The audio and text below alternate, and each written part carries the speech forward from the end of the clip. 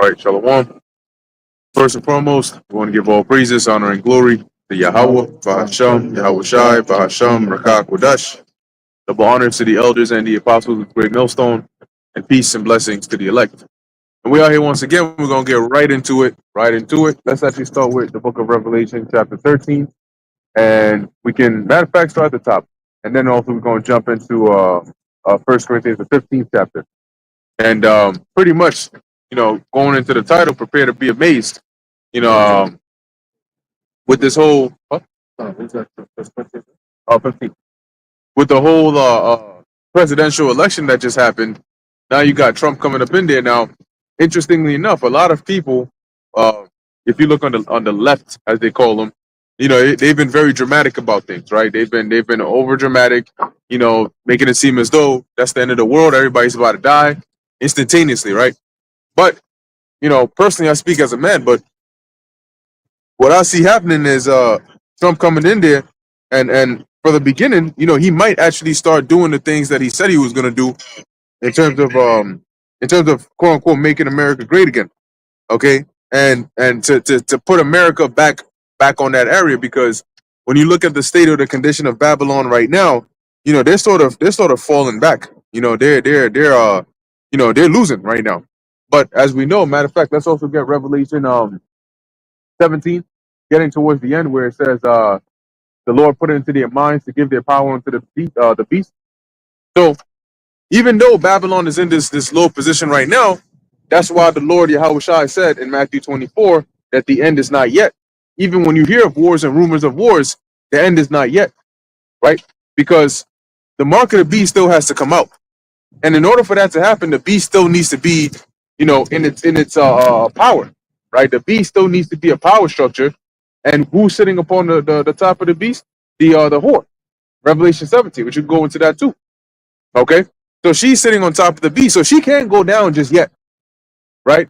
She has to be here, in a condition to where she can be on par with the rest of these other nations, because you have the yuan, right? You have BRICS, right? These nations, these BRICS nations, and everybody's pretty much going digital, experimenting with some form of digital token, right? Digital currency. But America is like far back somewhere, worried about wokeness, and the weird shit that they were just doing. So if you really look at how they set things up, they really rolled out the red carpet for Trump, right? They created problems that he can come and run his campaign on providing solutions for. To say, look, we're gonna clear the streets, all this drugs, all this violence, all this unruly behavior. You got migrants and gang moments, gangs that are out here running over apartment complexes and taking it over. All of that is gonna stop, because on the previous administration had the attitude of, let them be, it's okay, that kind of shit. But Trump is coming in there with the attitude of, hell no, we're going to use force, like law and order type force, to really get these people out of here physically, and okay, you may have guns, but you ain't about to go against the U.S. The federal government when they're bringing them troops. You ain't gonna win that. So they're gonna do what they need to do to get them out of there. So the things that Biden and his admin came in there and took L's on, Trump is basically supposed to come up in there and take W's on. And what's that supposed to do? That's supposed to win the morale, raise the morale of the people, and then at the same time, and I got you, lull them to sleep. Because right now they're on edge. Oh my gosh, Trump is coming. Oh my gosh, this guy's a bigot. He's this, he's this. But when he actually starts to make the economy better, when prices start going down again and things start looking like they're going to be good, people are going to start turning around. Like, oh shoot, you know what I'm saying? Like, yo, the taxes and the mandates and all these things, like people are going to start looking the other way, and that's when they least expect it, whatever it is that's going to happen is going to happen. And it might be, they might play it in a scenario where it's an actual black swan event that interrupts or ruins everything. Oh, yo, the economy just started doing good. People are doing better again, and then boom, there's a power outage or a cyber attack. Blame it on Iran, because here it is. Trump and them are saying, they're coming for peace. They don't want war. They're trying to have peace talks and mitigate everything. So if all of a sudden everything is going good and they say Iran just did some shit, fuck it all up, yeah, that's going to be a big escalation. But having somebody like Elon Musk in that high position allows him to bypass the limitations that he had, and even provides him with more resources to streamline those biotech. Let's just call it that. You know, that biological technology that goes into that MOTB. Go ahead, bro. Yeah, I was just gonna say, are you gonna go through the whole Revelation 13? Yeah. Okay, but my bad. Just to jump the No, gun go a ahead, go little ahead. bit, but when you go to the 11th verse and it says, "And another beast came up out of the earth, and it had two horns like a lamb, but spake as a dragon." When you go into what I believe the word is horns, it goes to Keras, and it goes into a mighty and valiant helper, pretty much a savior-like figure. And just to add on to a point with everything that you were just saying, describes Revelation. I believe it's the 11th verse of the 13th chapter, because these some of the things that Trump wants to come and do now is the same things that he was talking about in his previous administration, like building up the wall to stop the migrants from coming in. Yep. Now you saw with the Biden administration, like you were saying, oh, just let them in. You see, Trump had the idea. He knew what he was talking about. Because see, when you let them in, this is what happens now. All this stuff is happening. See, we gotta follow what Trump was saying because he was on the right path. Trump was also talking about certain theories out there. I'm gonna be cautious with the words, right? Certain theories out there and things like that, exposing certain things. Now he's coming back like, yeah, we definitely gonna get rid of these people. We're gonna expose certain things. Right. CG. Right. So now what? Now he's gonna it's gonna seem like he's coming back in office with a vengeance. Like, look, you see, when you didn't listen to me the first time, I tried to do all these things. They got me up out of there. Now you let this administration in, and look what happened.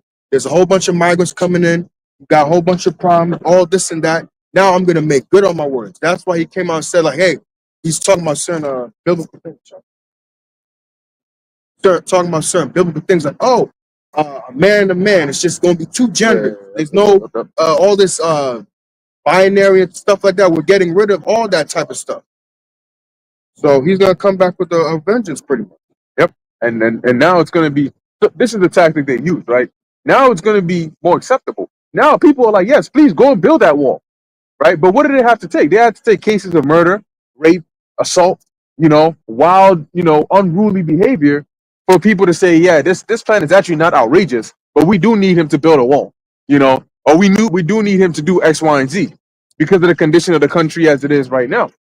So they set everything up all nicely to deceive the people. If there's not enough enough justification, create more problems because the problems are what justify those solutions that they want to bring. Now, let's start with the first precept that I called for. I think it was Revelation. Yep. This is Revelation chapter 13, verse 1. And I stood upon the sand. Now, this is the Apostle John, right? On the island of Patmos. And why was the Apostle John? Can we look that up real quick? Just look up the Apostle John and the island of Patmos. See what you find on that, to get some understanding here. Because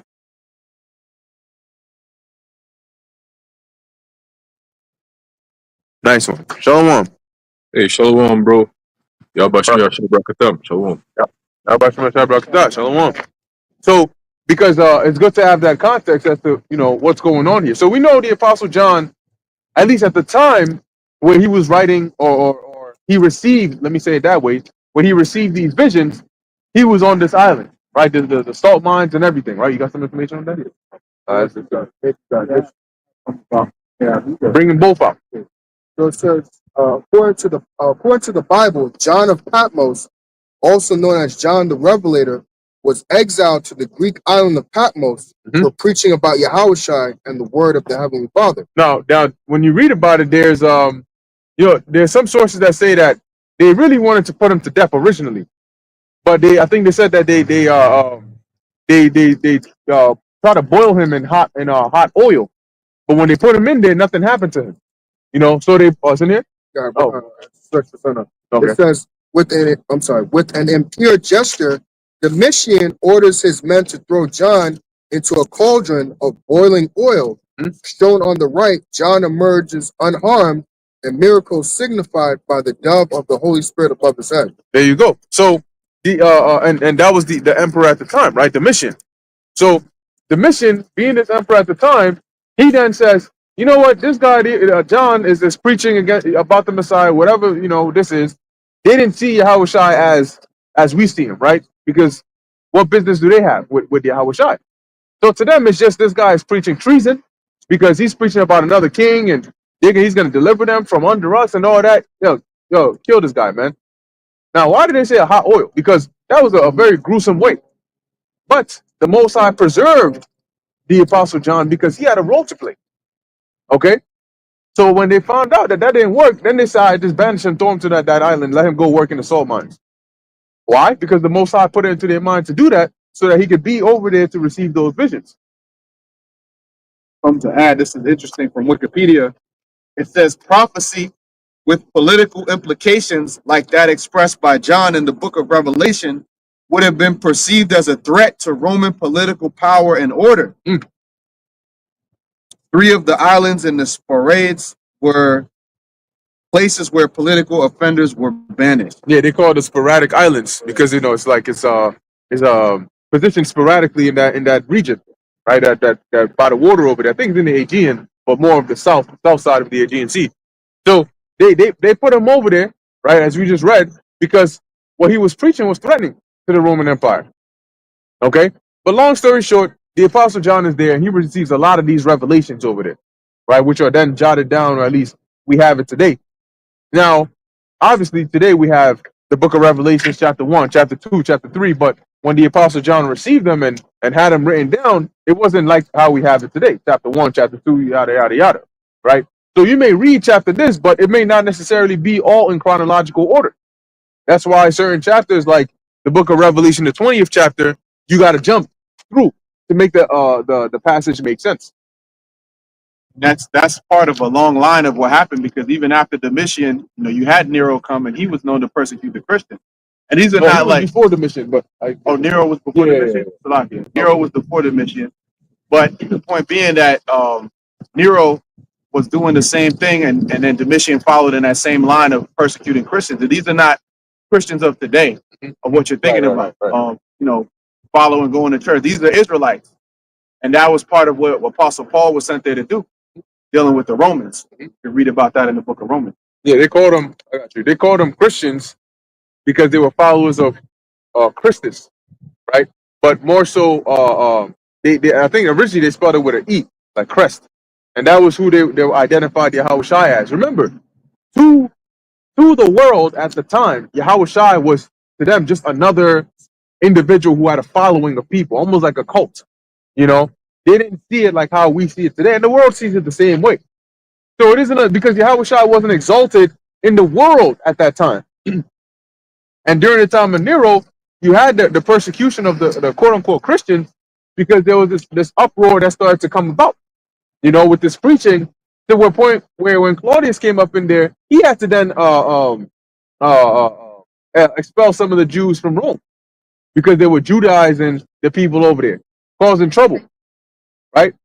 And then what ended up leading to the true, him basically sending them troops over there was because of the revolts that ended up happening. Right, bro. Oh yeah, now I was just gonna say that John was like a political prisoner who was exiled into like a bad land. That's why it was the island of Patmos with the sporadic, sporadic case of it being like fault mine, something like a less desirable place to live, where people won't even bother to venture there to gain that knowledge. That's it. Yeah. Right. Yes, sir. Reading on, bringing it back up from the top. And I stood upon the sand of the sea and saw a beast rise up out of Now, why do you say the stand in the sea? Because he was on an island. He was on an island. And he says, I saw a beast rise up out of the sea. So now, remember, the Apostle John, like when we read the book of Revelation, for example, and we start breaking it down, we're telling you what the meaning of what he saw is, right? But the Apostle John did not see the meaning of the vision. He just saw the vision. Now, he is not going to see America, a complete city with people, and then refer to it as a woman sitting on a dragon. It doesn't make sense. He actually saw a woman sitting on a dragon with 7 heads and those horns, 10 horns or whatnot. And then we tell you, what does that actually represent? What does that mean? It's just like when you have a dream and you wake up and you're telling the dream.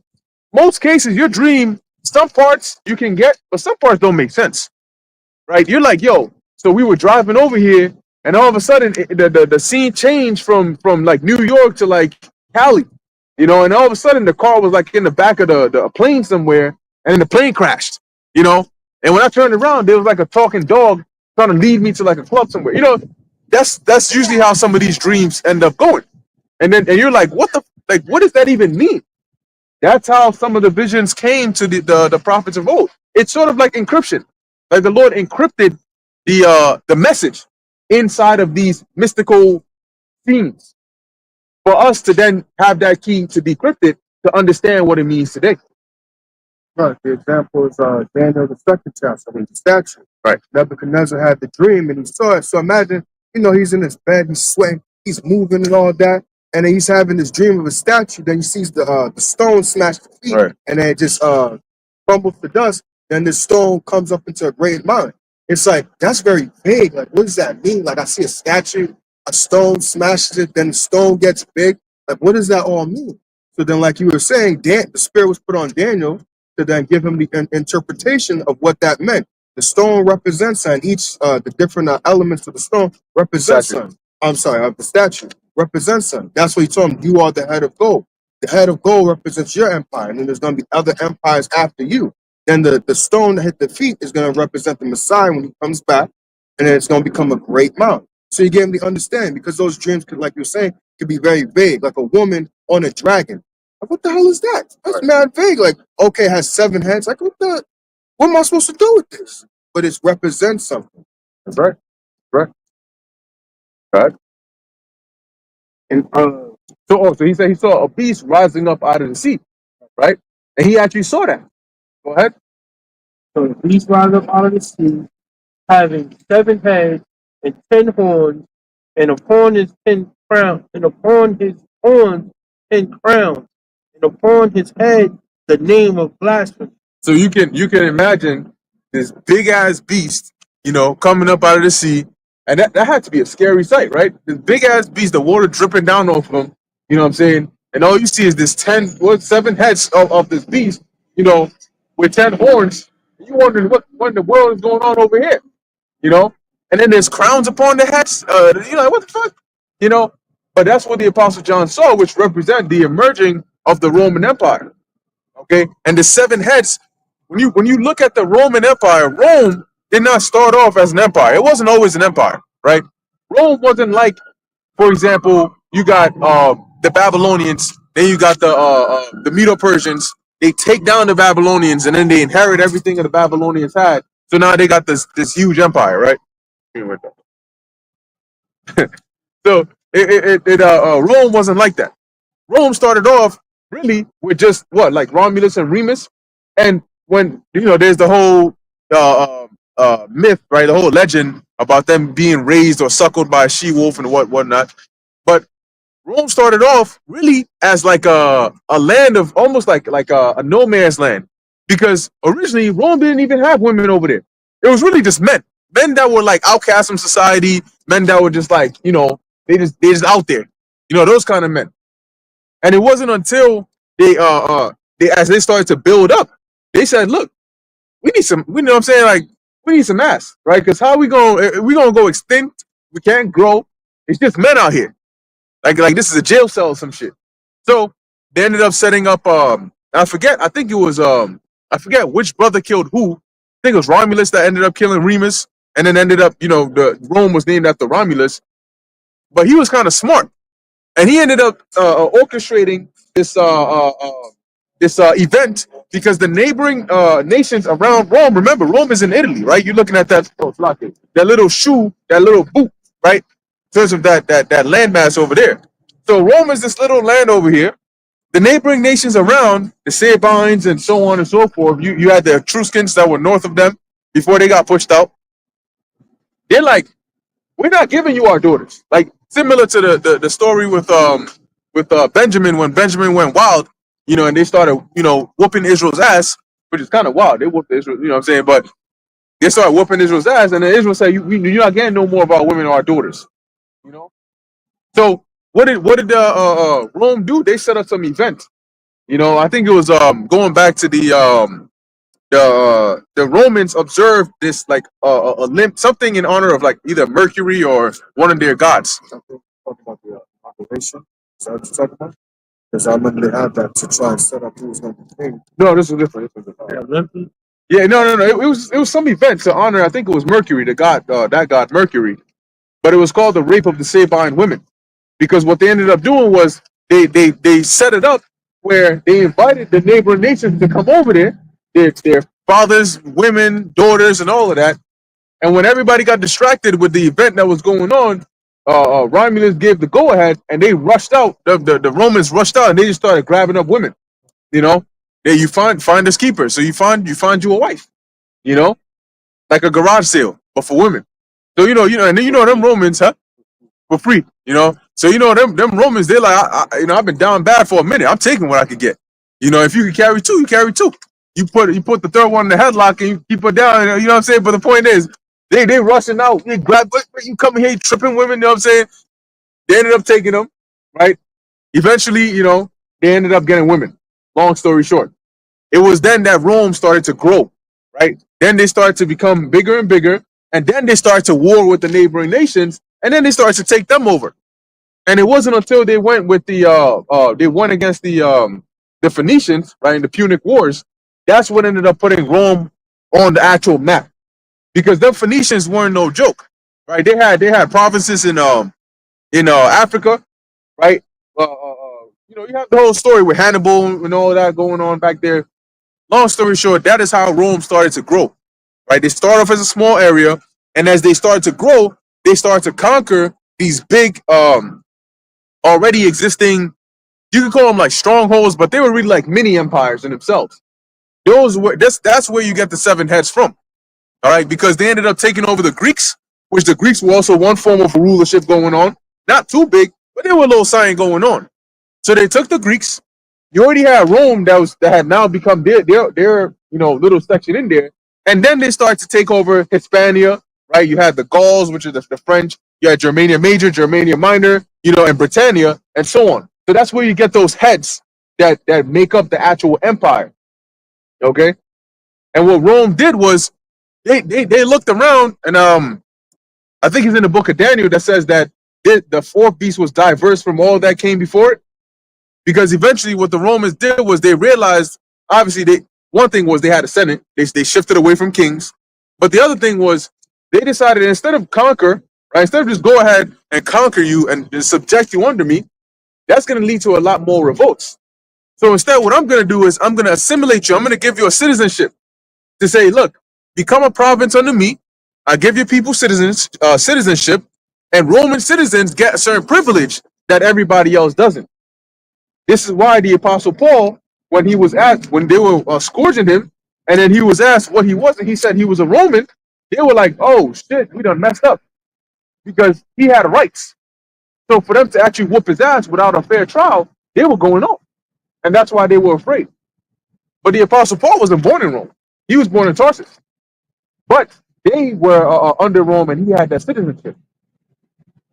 So going back to Revelation 13, that's where you get those heads. That were those nations that Rome ended up conquering to expand its empire. Now it says there were 7 of them, and then it says that there were 10 horns. And the 10 horns were then like the little subsections within the heads. So if the heads were like regions, the horns would be like states within those regions. Right? You had the Visigoths, Ostrogoths, Vandals, Anglo-Saxons, Burgundians, Franks, those were just the ancient names of today, what you would know as like Portugal or Ireland or Spain or, Germany or, today we call them different things. Right? Verse 2. And the beast which I saw was like unto a leopard, and his feet as the feet of a bear. So remember, once again, the Lord is encrypting the message here by this visual. So when you hear the point is, it's not supposed to make sense. Unless you know what it means, it's not supposed to make sense. That's the whole point. Okay? So when the Apostle John saw this, he didn't understand it. And when most Christians pick up their Bible, they don't understand it. It's just like today, You know, when you have, for example, WhatsApp, right? You send WhatsApp, I send this brother a text message via WhatsApp. They use something called encryption. What that means is if I send you, hey, how you doing, Shalomah? And then that hey, how you doing, Shalomah text gets sent all through the internet, and then it gets to Shalomah's phone. Anybody in the middle can't see the message that says, hey, what you doing, Shalomah? Because it's gonna be rearranged and it's gonna look like question marks and exclamation marks and letters and numbers. Nobody's gonna understand that. But when it gets to Shalomah, his phone is gonna be able to have the key to reverse that and say, oh, Bakar is saying what's up to me. That's how the Lord set this up here. When you pick this up and you say there's a beast that has 7 heads, 10 horns, you picturing an actual big beast, you know what I'm saying? Big back, right? Like these black, you know, let me stop right there. But anyway, so you're picturing that, but that's not what it means. So what we just read over there, what was the second part? And had feet of a Oh, the head of a leopard, right? yeah. Which goes back. Remember, this beast in specifics is, you know, you have the Roman Empire. They conquered these people. They conquered these people. But as a whole, generally speaking, that represented Esau's power structure. And the beast, that first beast that John saw was Esau coming up into power over there. Just back then, he was known as the Romans. And so that head represented the beginning of their actual rise to power on a high scale as the Greeks.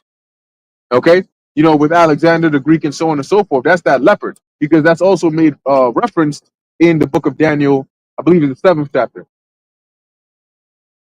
Get it? Oh, you can get it. You get it.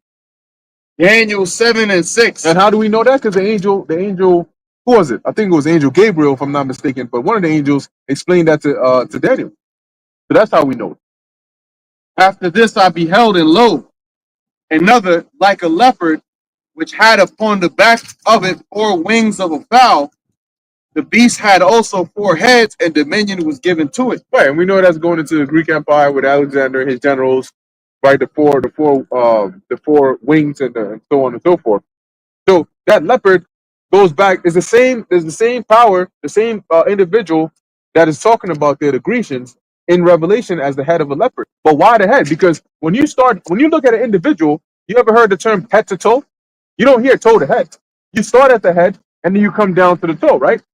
When Nebuchadnezzar received that vision, where did it start? At the head of gold, because that he represented the first major empire in the world empires to rule before Yahushai's coming on the scene, right? So when it says the head was like a leopard, it means that's where it started with the Greeks. Go ahead. After this I saw in the night vision. No, you good. You good on Oh, that. sorry. Yeah. Debar, you go ahead. Okay. Continuing on, feet of a bear, and his mouth. And the feet of a bear, right? So it started with the Greeks, but as you go through Esau's power system, similar to Nebuchadnezzar's vision, starting with the Babylonians, and then as you go lower in the body, you're actually going more forward in time, and you're hitting these different empires, right? And the Medo-Persians, the Greeks, the Romans, and then here America today, right? They don't in the EU. So similar with this beast, it started with the Greeks, but then it ends at the feet with the bear. The bear we know represents Russia, but it doesn't mean that Russia is a part of the beast. It means that the end of the beast is going to come by Russia, because when you read in similar in Nebuchadnezzar's vision, at the feet, what happened at the feet? There was a stone that crushed the feet, right? Which represented Yahushua bringing down the end of this system. Well, the bear at the feet of this beast represented the Russians ending that system of the beast, because they're going to play a pivotal role in the actual destruction of this beast. Oh, I thought you had something. Go ahead. Yeah, if y'all do got something too, just jump in. Feet of a bear, and his mouth as the mouth of a lion. Mhm. And the dragon gave him power. And that lion represented Britain when they came up into power for that short season, that short period of time. Now, it's not by coincidence that when you actually look at the symbol of these nations, you'll notice that Britain at one time did have a symbol of a lion. It's like a blue lion with a tail that's posed like this, on their little shield kind of thing over there. And then the Russians, what is the symbol of the Russians? The hibernating bear. Go ahead. Yeah, the great dragon. I mean, the lion has like a dragon incorporated within that lion, like the tongue of a dragon. Right. Something showing breathing fire. Yep. Yeah. The mouth of a lion, and the dragon gave him power in his seat and great authority. Yeah. So the dragon gave him power. So remember, this beast is still talking about this power structure, right? You got the dragon, which represents Rome or the Romans, but in here, the inner class of the Romans are the ones, as it says, that gave him power, right? Because they're the ones who are really, running all of this and putting it up on the board, so to speak. Okay, similar to today, who's really giving power to this beast system? When you really go up the ladder, is the elites of this society, because they're the ones who pull the strings to put the European Economic Commission together. They're the ones who pull the strings to have America set up in this way. When they send those agents in here, like Alexander Hamilton and all of them in here, and then they set up the Freemasons in here, your Benjamin Franklins and so on and so forth, right? That was all still a part of the plan to set up America as this corporation. And then eventually, through the different influence of the different presidents by infiltrating their cabinets, you have the introduction of things like the Federal Reserve. Do you know how much work actually went into setting up the Federal Reserve? They didn't just get up one day and say, you know what, let's set this thing up. Go read. There's a book called The Creature. I think The Creature from Jekyll Island, and that book is I forgot the name of the author of it, but it's a very good book, and it tells Edward you G. Griffin, I think. what happened. Edward G. Griffin.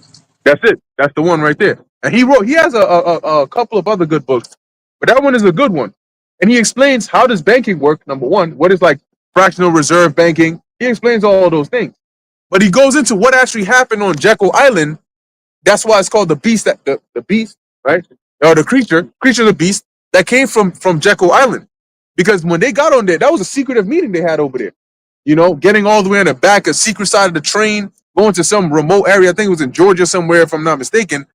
And then they came up with this idea, this plan to introduce this new system, right? This Federal Reserve System. But going to show you, when you talk about these elites, they're not all on the same page all the time.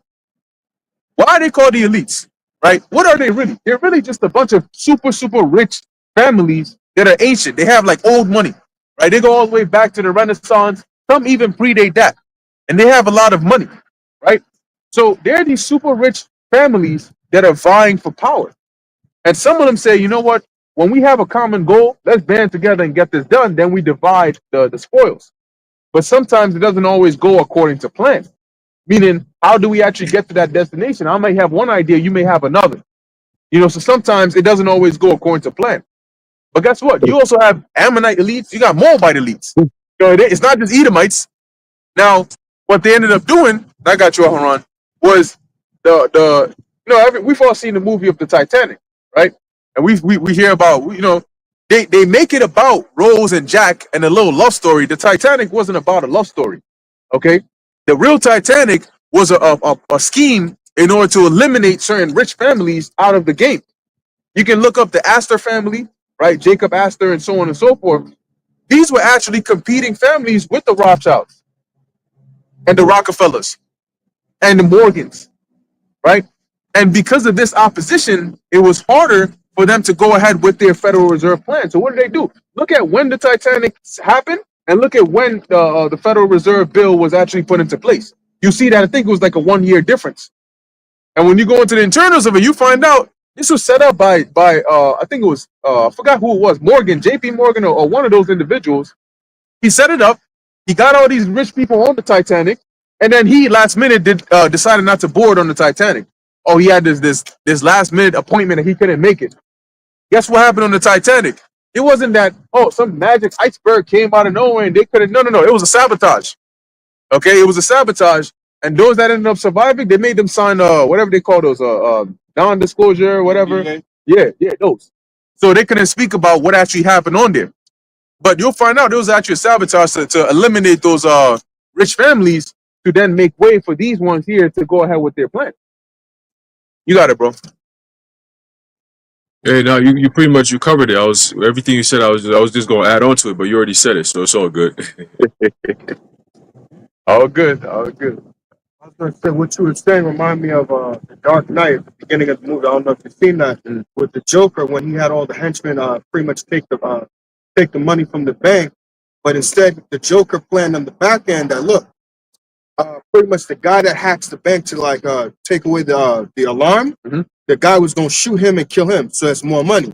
Then he would go to the next guy and oh, you took out the guy. Oh, okay, well the Joker told me something similar too. He took out the guy that was opening the safe. So each of them were killing each other off, and it was just pretty much lessening the competition. And then the Joker just ran away with all the money at the end. So what you were saying right there just reminded me of that. Pretty much like they were just taking out the competition, so there would be more money or more benefit for them. No honor among me. Right. Go ahead.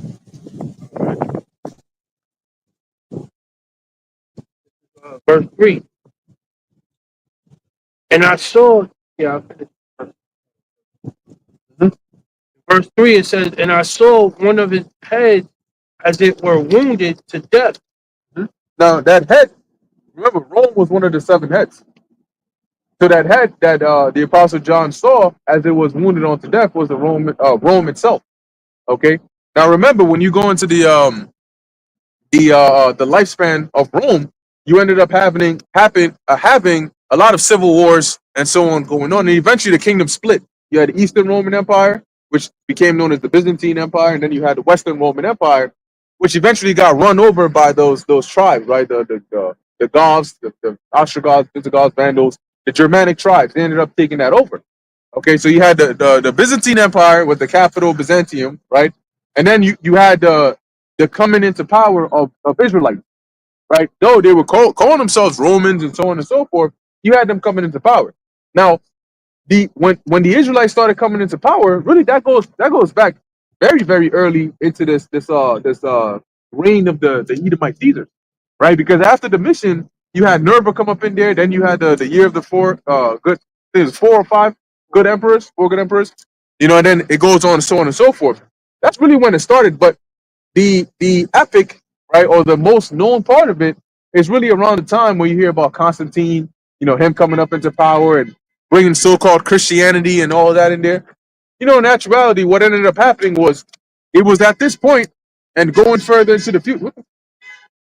It was at this point and going further into the future that they ended up creating this separation between Christians and Jews.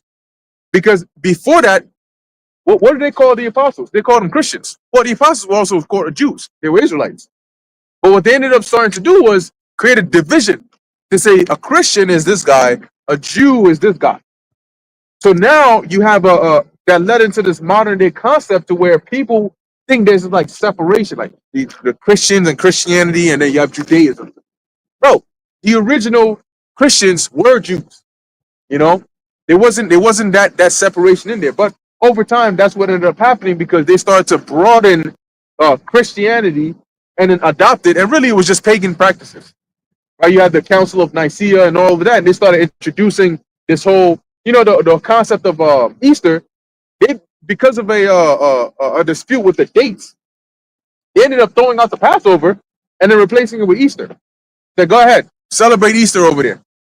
And that's when you had the Roman Catholic Church really getting up in there doing those biddings, But they kept the idea that it was holy, but in actuality, they had replaced all the holy aspects of it and just thrown in pagan shit. I think y'all might have said it. Right. Yeah, I was gonna say this. I forgot what president said it, but El Zion will always mention thorough understanding of the Bible is worth more than a college education. Was it?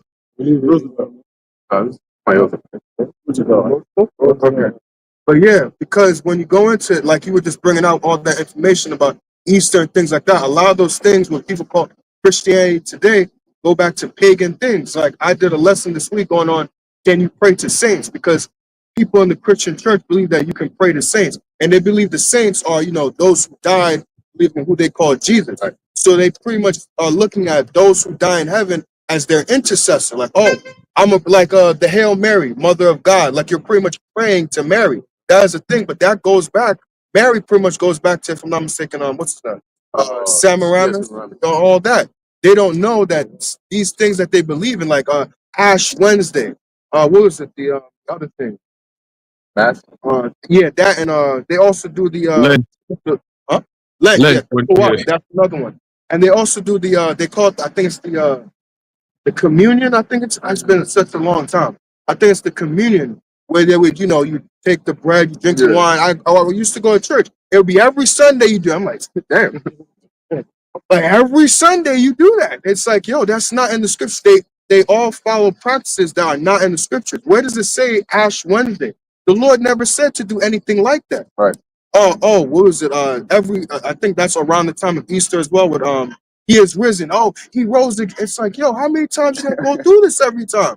Now, yes, we do, do the Passover and remembrance of Yahushua, like you said, but it's not to make it like, so, yes, he is risen. You should see these people in the church. I used to go to church, so I know they get all crazy. The Holy Ghost comes upon them. I remember Oh, seeing the demon. I remember seeing a woman.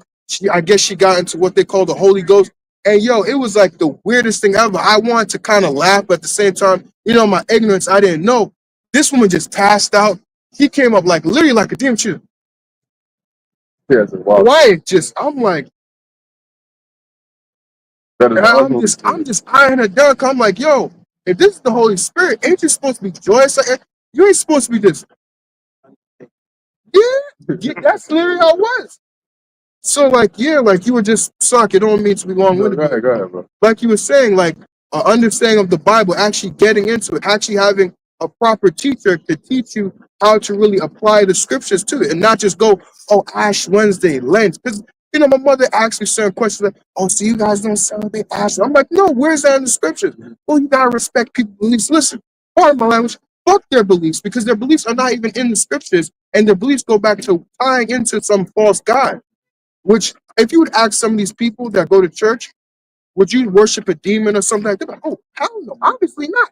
Well, do you know that some of the things that you do actually worship a demon or go back to a false god? And when you practice these things and partake in them, you're bringing this vibration, these spirits around you. They'll look at you like, it's just a thing. Everybody does it. Well, the scriptures say, "Follow not more to do evil." You're doing evil. None of this stuff that they do is in the scriptures, like the brother mentioned. Lent, Ash Wednesday, Easter. None of that scripture stuff is in the scriptures at all.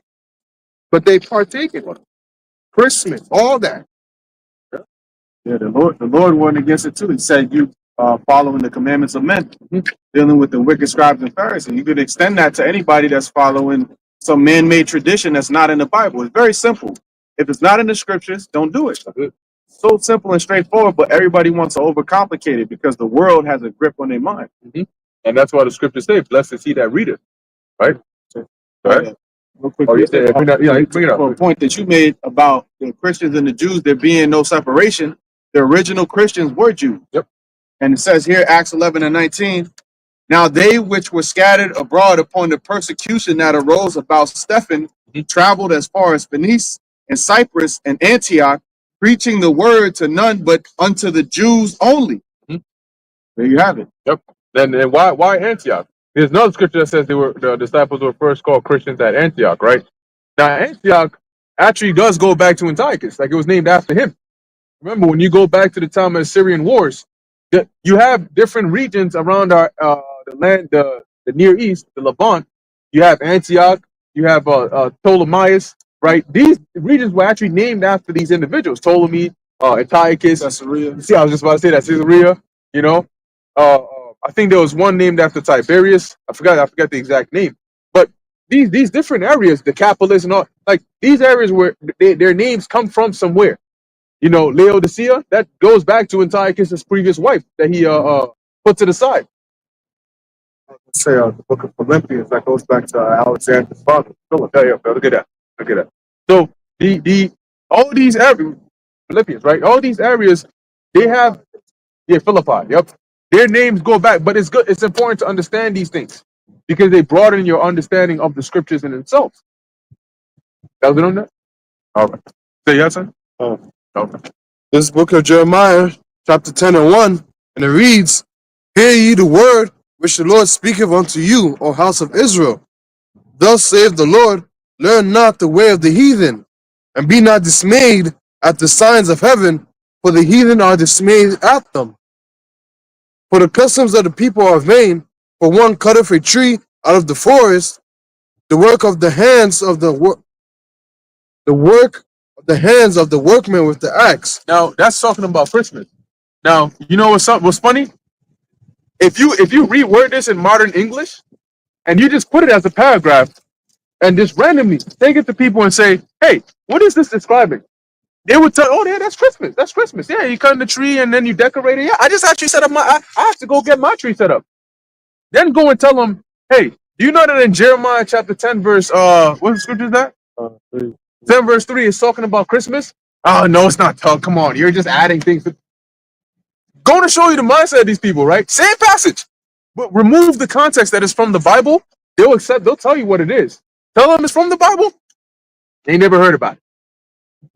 All right, go ahead. Finish that up. They deck it with silver and with gold.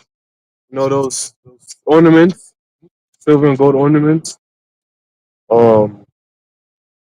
They fasten it with nails and with hammers that it move not. That's it. Yeah, going to those customs. Yeah, the Lord was saying not to. Okay. So like I just want to those ornaments as well go back to back in Egypt, and they would those those silver and gold balls, but those ornaments, right? Those actually go back like the Egyptians when they had it. They would put the animal testicle, they would cut off and put it on the trees. That whole because my mother does this every year, so I know it. The whole I think it's like the ribbon or whatever it is, the thing that they put around. That's supposed to be a snake, and then the star. I actually forgot what that whole thing is about. So if you actually like, if you were to show somebody this, right? Like you were just saying, and like, oh well, like imagine actually showing a tree or whatever, right? Or something like really big, right? And then show like animal testicles, snake on it, and something real nasty and bloody. People are like, yeah, that's nasty. I wouldn't do anything. Oh, I wouldn't want to touch anything like that. But then you think it's oh, what this is actually that. It's the same thing. It's just yours just looks a little prettier and it's deception. But essentially, that same thing that you're doing goes back to that. So when you're setting up your little Christmas tree, just know that, yeah, those little golden ornaments, yeah, they may have modernized it to look pretty with the gold, the glitter, but really that goes back to animal testicles. The snake that you wrap, I'm sorry, the ribbon that you wrap around the tree, that's a snake. It has a representation for something. So although in your mind you're saying, well, I'm not doing it for that, it has a meaning, it has a representation. It goes back to something evil and sinister. It's not innocent. You may think it's innocent, but it's not. Right. You got it, bro. Hey, Khan, that's the spirit that you brothers are bringing this out too, because as you were mentioning that, Shalomah, I thought about this movie trailer that I saw called Dear Santa, right? It's a movie that's supposed to be coming out this year, 2024. And it says, I'm gonna read a little bit about it's what? Jack Black's in it? Yeah. And it's the Santa is a play on words for Satan, right? When you do the anacomb, when you do the anagram, not anacomb, anagram for the word Santa, all right, you get the word Satan out of that. All right. So it says, Dear Satan, right? That's what we're gonna call it, because in the movie he actually has horns and he's actually like a devil type, you know? It says it's an upcoming American Christmas comedy film, right? It's always mixed in comedy, right? Because they tell the truth through the laughter and stuff. And when you actually go into that word comedy, right, it goes to the word comida, which is what? Food. Okay, so comedy is food for the soul, right? So they mix that kind of satanic information in with the comedy. That's why it's called entertainment. A lot of people, they see literal witchcraft rituals being done on stage, but being that is masked in your so-called favorite celebrity, is masked in this stage being put up and a performance being done. People look at it as entertainment. You paid your ticket to go see a satanic ritual, but in your mind, you're thinking it's just a performance. It's just an artwork. You see, that's how they desensitize the people to this type of satanic shit, and it goes into your subconscious. That's why you have a society where people could say, "Oh, that's from the Bible." Nah, I don't want to hear nothing about it. You know, because then you're bringing something about basically judgment that's going to come for their kind of activities that they do that they look at as trivial. But to the Heavenly Father, these things are not trivial, man. Okay, you do all these satanic seances without even knowing it. When you rap some of these music lyrics, you're saying a lot of satanic stuff, because when you do the backmasking of it, they say a whole lot of stuff that people don't even know. Yep. You know, So going back to this, and Esau likes to do that a lot. All right, he puts the truth in plain sight. You know what I mean? So that way it's easy for people to miss it, because why would they put this kind of thing in plain sight? Wouldn't they want to hide it? Well, the best place to hide sign is underneath someone's nose, right? As they say. So continuing, it says, Dear Santa is an upcoming American Christmas comedy film directed by Bobby Farrelly and starring Jack Black, Keegan Michael Key, and Jason Alexander. And then it says the film is says the synopsis of the movie or a film. It says a young boy accidentally mixes up his spelling and sends spelling, right, casting spells, right, and sends his Christmas list to Satan, not Santa, but Satan, otherwise known as Asmodeus, instead of Santa. Who? Asmodeus. That's that demon from the Book of Tobit. Yup. And they actually believe in these things. You know what I'm saying? So it goes to show you that this stuff is not fake. It's real shit. You know, because if it wasn't, why they still using those names and practicing to these things, to these deities, man? You know? I'm gonna try to see if I can find a little bit. I think that should be it on that so far. But yeah, it's a movie coming out November 25th, so this month. All right, and that's what it's about. Okay, a young boy, right, accidentally mixes up his spelling, right, and sends his Christmas list to Satan instead of Santa. So that's what they're pushing on the youth now. That's what tell you everything you need to know. That's it. All right, you got it, bro. Yeah, that's a very good point. You know, a very good point you brought out, because it just like you mentioned about the anagram. You know, Santa Claus, you know, and man, them kids love that shit. You know, they love that shit. Nobody ever asked why are these rituals so specific. Like, whoever thought about Christmas? You know, and you have to put the presents under the tree, and then they have to be wrapped. And there's always a specific kind of wrapping. Whenever you see this, you know it's a Christmas wrapping. And then they put the little red bow tie on the top, and then they put it under the tree, and they wear these matching pajamas, and they drink eggnog, and then they eat cookies. And you ever wondered why that specific thing? Why don't they make turkey? Why don't they eat chicken? Why does it have to be specifically this way? And then they wait till the next morning before they can open the presents, because Santa comes at night. You know what I'm saying? There's a lot going on right here, but people don't have that conscious awareness. To them, that's why they're zombies. You know, we just do it for the kids. You know, do it for the. And you know what's even crazy? This is how you know it's a spell. There are people who go and spend money to celebrate Christmas, and they don't want to, but they just do it. And they get stressed when Christmas comes around. Yeah, I gotta get the presents for the kids. You know, I gotta wrap it up. It's a stressful thing, but why do you keep doing it? Nobody's forcing you, but yet they feel compelled to have to do it because it's Christmas. You know, man, I gotta. You know, what are you doing? I'm Christmas shopping right now for the family. But why? You know, it's that time of the year. I just thought I'd do something nice for them. So it's like you said, it's deception, and it's like you're under a spell that you can't break free from. Though you don't want to do it, you find yourself doing it anyway, and you do it every year. Even when you broke, you find a way to go and buy Christmas presents. A lot of it is really women driven, because women are big consumers. So the man, he'll go out of his way to do that because his wife, oh, you ain't gonna get us nothing for Christmas? You're not a man to me, you know, especially Eve. So that's the same thing they always been pushing, and that's going back to Queen of Heaven worship too. Just putting the woman on the pedestal, worshiping the woman. Mm-hmm. You know. I was going to mention in Germany the origins of Santa Claus. They call Santa Claus, and it looked just like Halloween, how they celebrated, because the person that is represented as Santa Claus is a demon, Krampus. Krampus, and the way they have a parade for him is like a whole bunch of demons with horns and everything that look like Baphomet, and they represent Santa Claus. If you really wanted to see who Santa Claus actually was or was derived from, y'all go and check out Krampus and the word Santa Claus with the origins of Germany, and you'll see that y'all worshiping a damn demon. And like the brother Haran said, it's Satan and phonetic. Yep. Yeah, that's that. Like the elder said, the holiday spirit. You know, it's a natural spirit that comes upon people, every time of the year. And everywhere you go, you hear. And you know what I'm starting to realize, man? I really think those Christmas carols are really seances that put more spells upon people. Yeah, Mariah Carey. Yeah, because every time of the year they start playing that shit. It's the most wonderful time of the year. That shit actually, because what does it say? It puts you in the Christmas spirit, right? And when you see somebody that's like, whatever around that time, they're like, oh, what's wrong with you? Why are you not in the Christmas spirit? So it's almost like you stand out.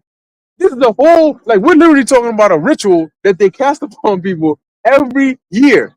And yet it's just like, people don't realize what's actually going on here. We sound like we're crazy, you know? That shit is, man, that's wild. Anyway, what we got?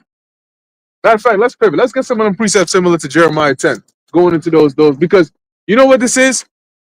This is the same thing they were doing, Israel was doing back in the past. When you read the scriptures, and this always, the Lord is always talking about the sacrifices, the groves, the worshiping of the idols. It's literally this, because people don't see this as bad as that, right? When they think of idol worship, they don't think they're actually doing it, but that's exactly what you're doing. Remember, what did the serpent do to Eve? He made the wickedness enticing, and it looked good to her eyes. She said, "Oh, let me try that." So what did the serpent do here? He made wickedness enticing. Like you said, if he was to come and say, yo, go cut off the testicles of animals and put it with the blood and everything on a real tree, you know, get the what was the wrap? Snake. Yeah, go get a snake, wrap it on here, and then, you know what I'm saying, and go get Nimrod's rod and put it on the top of your tree. People are gonna be like, what the hell? What kind of wild shit is that? But he says, do the same thing, but I'm just gonna replace these different things here. You know, somebody can partake in a ritual unknowingly, you know, because they think it's a game. You know, the little Ouija boards and the go and stand in the dark room and say Bloody Mary 3 times and all these shits. They don't realize the actual ritualistic aspect behind it.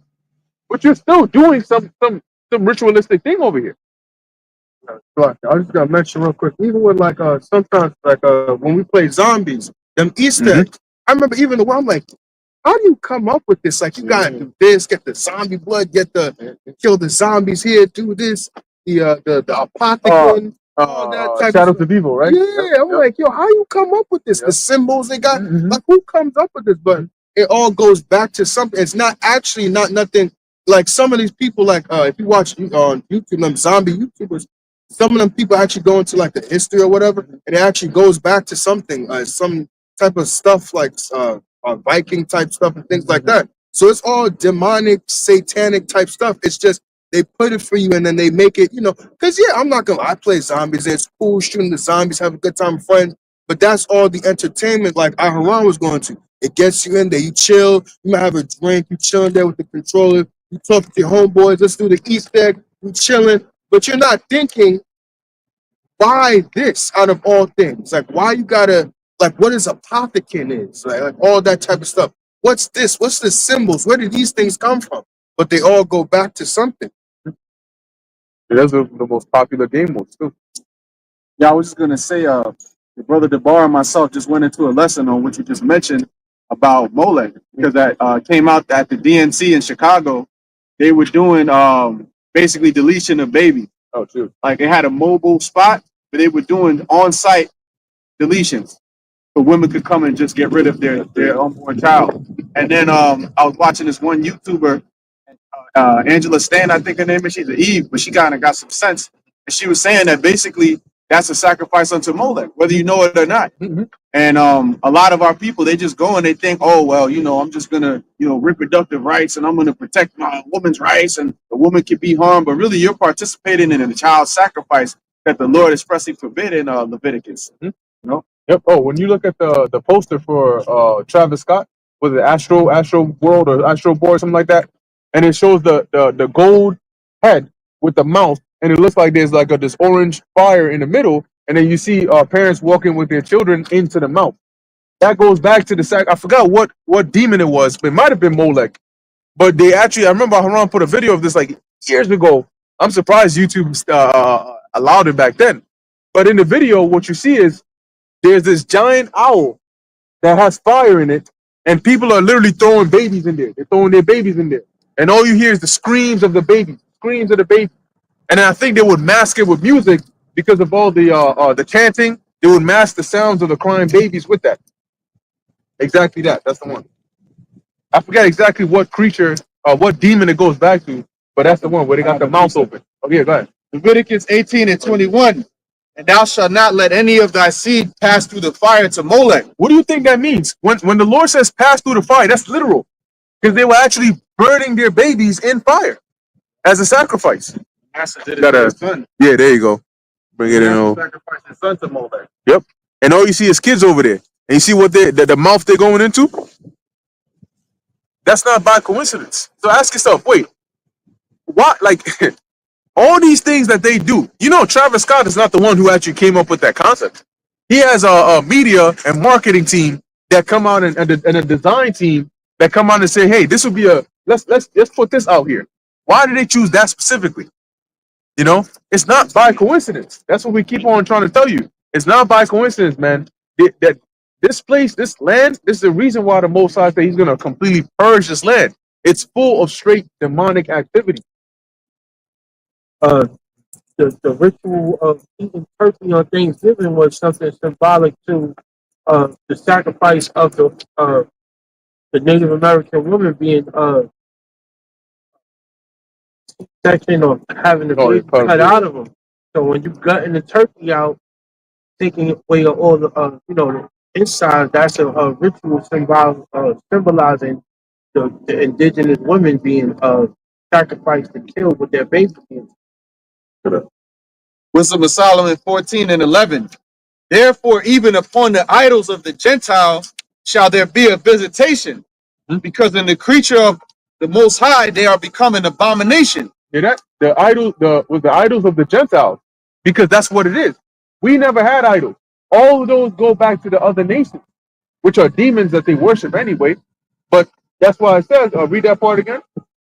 Therefore, even upon the idols of the Gentiles shall there be a visitation. Even upon the idols of the Gentiles shall there be a visitation. Now, does that mean that the Most High is going to come and he's going to find these idols, like, for example, the demons? He's going to line them up? No, he sent the demons. Who is he actually going to visit? The worshipers of those idols. They're priests, they're worshipers. Guess what? These celebrities, they're priests on the left-hand side. Because in your mind, you think a priest has to be somebody in a robe chanting in a dark room somewhere. You don't think that somebody on stage like Taylor Swift, look at that price. That's the mind too. Sam Smith. Yeah, Sam Smith. I know I'm not the only nigga. Yes, you are. But the point is, you don't think that Taylor Swift on stage singing at her tour and chanting these. She has a song called Enchanted. And chanting these people is a priest or a priestess. Yes, they are.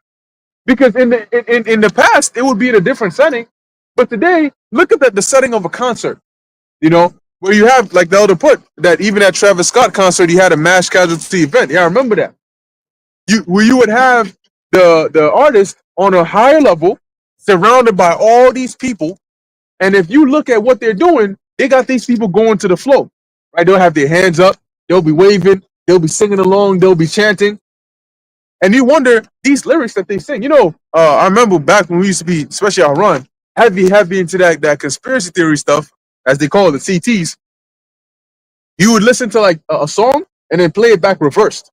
And you would, some parts would sound like gibberish. And every so often you'd hear an actual like phrase that sounds more demonic. I know one of the songs was Fast Lane by Eminem. And I think I forgot who, Dr. Dre or somebody. But you play those back, they'll be hearing you be hearing some. Then in there you'll hear some weird ass like sentence saying some demonic shit. You know, like I think it was Barack Obama saying yes we can, and when you reverse it, you say thank you saying. But when you play it back, you're like thank you saying, yeah.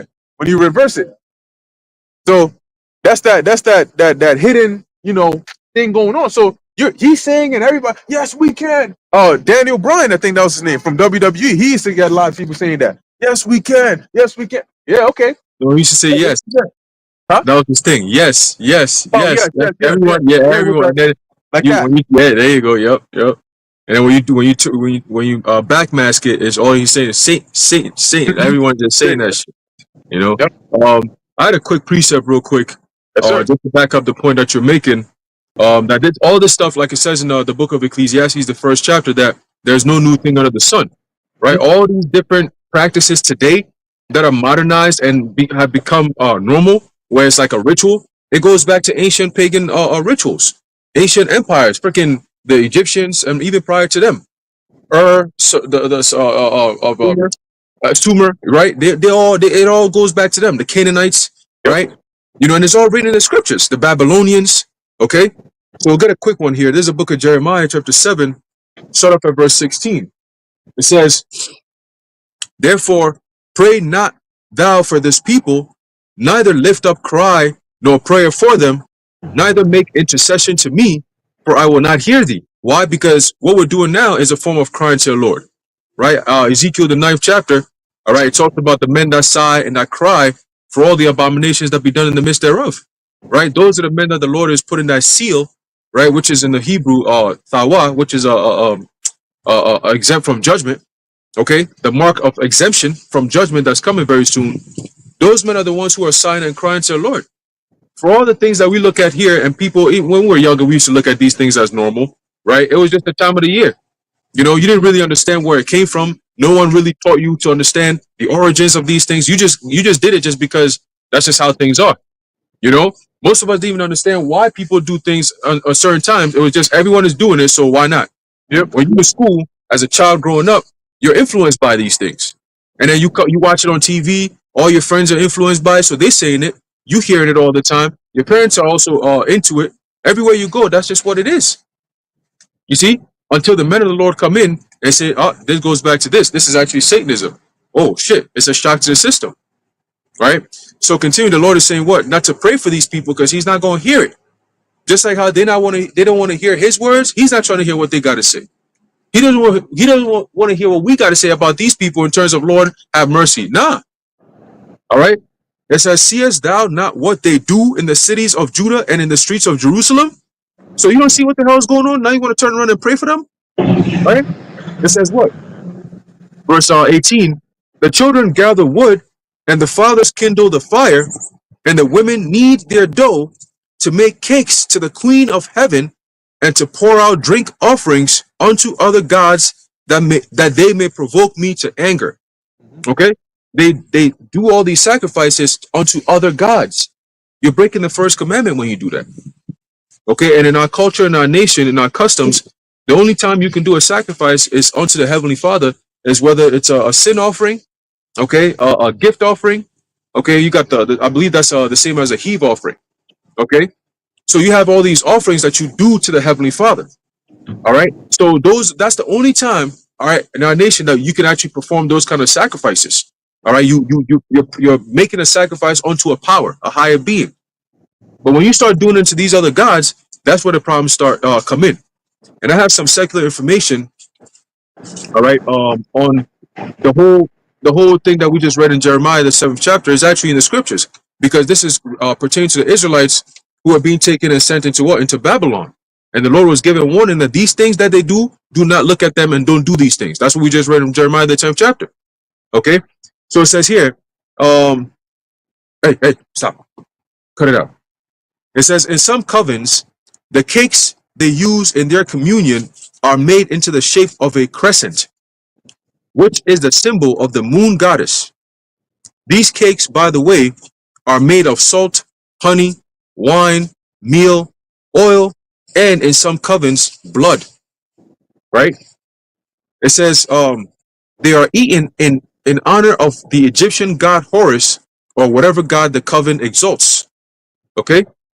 In ancient witchcraft, the cakes were round with a cross drawn on them that represented the first letter of the name of the ancient dead and risen pagan Messiah, Tammuz, who was the incarnation of the sun god and the son of the moon goddess, or the queen of heaven. Right? It says, even the Israelites, when they turned from the worship of our creator, or the creator Yahweh, made these same cakes that honored the pagan queen of heaven and her godchild Tammuz. So that's what we just read in the book of Jeremiah, the 10th chapter. 7th chapter. Okay, literally, it says Jeremiah 7 and 18. The children gather wood, and the fathers kindle the fire, and the women knead their dough to make cakes to the Queen of Heaven. Who was what? The moon goddess Semiramis. Okay, going into what? Ishtar, Semiramis, and it says the incarnation, because they understood that these spirits come back every 3 to 4 generations or so, and they practice the same kind of religions, man. Okay, from empire to empire, just a different name, right? Like it's like Bacchus and I believe Dionysus. All right, it's the same deity. Yep. All right, and it's today that party spirit, that raving spirit, the clubbing spirit. Hmm. All right, that goes that whole freak off spirit. That's the feast of Bacchus right there. Yep. Where it was revelry, it was drinking, it was partying, it was homosexuality. All Yep. right, sexual perversions at an all time high, pedophilia, all kinds of shit was allowed over there. Okay, straight up Satanism, man, and it's all modernized today. They show you that in all these video clips that you watch with the music videos. You got chick coming to get on my WAP. That's like a couple of years ago. You know, you got trashy ass Cardi B and what's the other name? The dude incarnated as a female, Megan Thee Stallion. Hey, man. I think she got nuts underneath between her legs, man. That's a dude, man. All right, and they push all these things because nowadays, these transmission people, it's the norm now. Transmission fluids. Yeah, transmission. So they walk around here slapping nuts around each other, and then people look at us. They say, "Oh shit, oh that's chicks." No, it ain't chicks, man. That's confusion. That's issues and problems, and they're all going to destroy it, man, completely. All right, right now, the truth is hurting their feelings, but soon the fire's going to cook their soul and their spirit and their flesh, man. Everything cooked all at once, man. That's right. It's coming. All right, if you don't take heed, this is what's coming, man. Mhm. Okay, but again, it's just the same spirits coming back doing the same shit. So the prophets coming back talking against these things like we were doing back then is nothing new. Yep. You got it, bro. That's right. Yes, man. Right, Tom? Yeah. I just want to, since I mentioned with, what's his name, Travis Scott? Yeah. So I just want to go back. Bring it out. Go back to the beginning. The point is in verse 21, but I'm going to start verse 17. This is Genesis chapter 4, verse 17. And Cain knew his wife, and she conceived and bare Enoch. Now this is going through the lineage of Cain. And build a city and called the name of the city after the name of his son Enoch. And unto Enoch was born Irad, and Irad begat Mahulael, and Mahulael begat Methuselah, and Methuselah begat Lamech. And Lamech took unto him 2 wives. The name of one was Adah, and the name of the other was Zillah. And Adah bare Jabal. He was the father of such as dwell in tents, and of such as have cattle. Now this is the point. And his brother's name was Jubal. He was the father of all as such as handle the harp and organ. So going back to what they were good with music, but what you never know, because this is that wicked bloodline. This is a Cain. So you never know. They probably was making that music of about murder and things like that. They did. Because afterward, it goes into how Lamech says unto his wives, I've wounded the man unto my hurt. And let me just read it. Actually. Verse 23. And Lamech said unto his wives, Adah and Zillah, hear my voice, wives of Lamech. Hearken unto my speech. For I have slain a man to my wounding, and a young man to my hurt. And where you hear that today? The same thing with our people when they bring out that music. I'll kill a nigga, I'll murder a nigga. Ain't no what does Future say? If Young Metro don't touch you, I'm gonna shoot you. So they were making. So that seed line of Cain was making that same type of music. Somebody touch me, I'm gonna kill him. Somebody touch a dog, my wife, I'm gonna murder them. Anybody, all this stuff is just coming back. All this vibration, like you were saying, it was back in the past, like it says in Ecclesiastes 1:9. There's nothing new under the sun. So that trap music, Yeah, he's got it. that trap music that you have today, that was back then. It was the same thing that this line, they were good with music, but what type of music were they bringing out? That murder type stuff. Cain probably brought out like, yeah, I murdered my brother Abel. That nigga thought he could take the sacrifice or make a better sacrifice. I'll murder anybody. I don't give a fuck if my parents kick me out. I'ma still murder. Same shit. Just a different time period. Murder all day. But so Jake didn't originate that. Remember, that's when these Israelites come out here, you got your little Dirks and all that, and they start singing about, you know what I'm saying, there's certain things I can't rap because, you're going to put me in jail and all that. Guess what? The people that signed them tell them this is the kind of music they have to promote and they have to push out there. Those people go back to these same people over here, and they know the power of music on the mind. Why do you think when King Saul had the demon on him, they said that David played the harp, and the harp was peaceful enough to drive that evil spirit off of Saul, but to soothe him? Well, remember the duality of life. With everything, there's the opposite. With life, there's death, right? Hunger, you're full. You're tired, you're rested.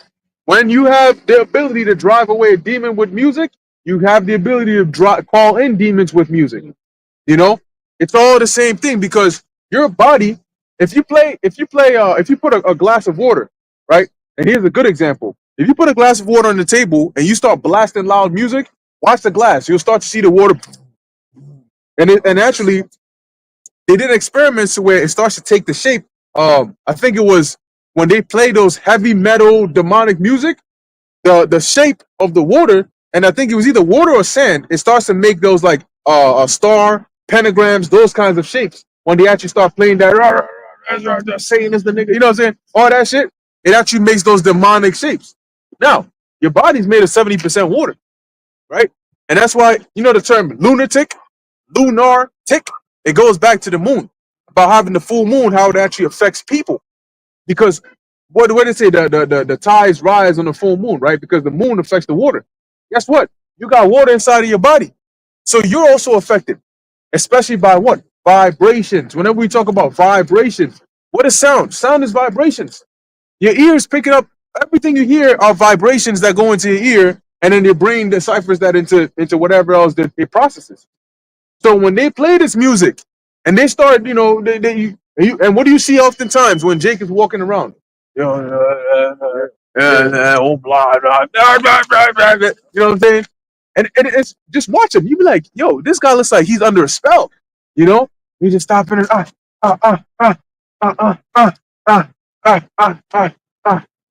It's the same moves every single time. Bro, somebody slapped it. like it's gonna bat on the back of this nigga's head, bro. Like, what are you doing? That's not music. Those are rituals. Yeah. Those are exactly. And then all of their fans listen to those, and they're also influenced. So now in their minds, they think like, yo, the good thing to do is I want to get a Glock. You know what I'm saying? Mess with me, I'm gonna put you out. You know, because Lil Durk sang about it. Follows the vibration and keeps going. Mm-hmm. The same, like if you were listening like calm music, like I actually don't listen to that type of music anymore. I listen to like that lo-fi beats, and it puts you in a very chill, calm. If you listen to that type of stuff, right? Like if you were to observe a person that listens to like jazz or like the lo-fi beats and things like that, you won't see like the brother was saying that all that angsty type stuff. You'll see them be calm, chill. Why? Because the music, the vibration is chill, calm. There's no reason, like even the melody of it, it's like it has a nice, chill melody, and it's just smooth. But that music that you listen to, bow, bow, bow, bow, all that type of. So that one, like you were saying, they got all that type of stuff. That vibration, that music gets into them, and it just makes them act up. So once that vibration gets into, like you were saying, the water that's in them, they got to act out now, and that's why they get all thing like you were doing all that shit.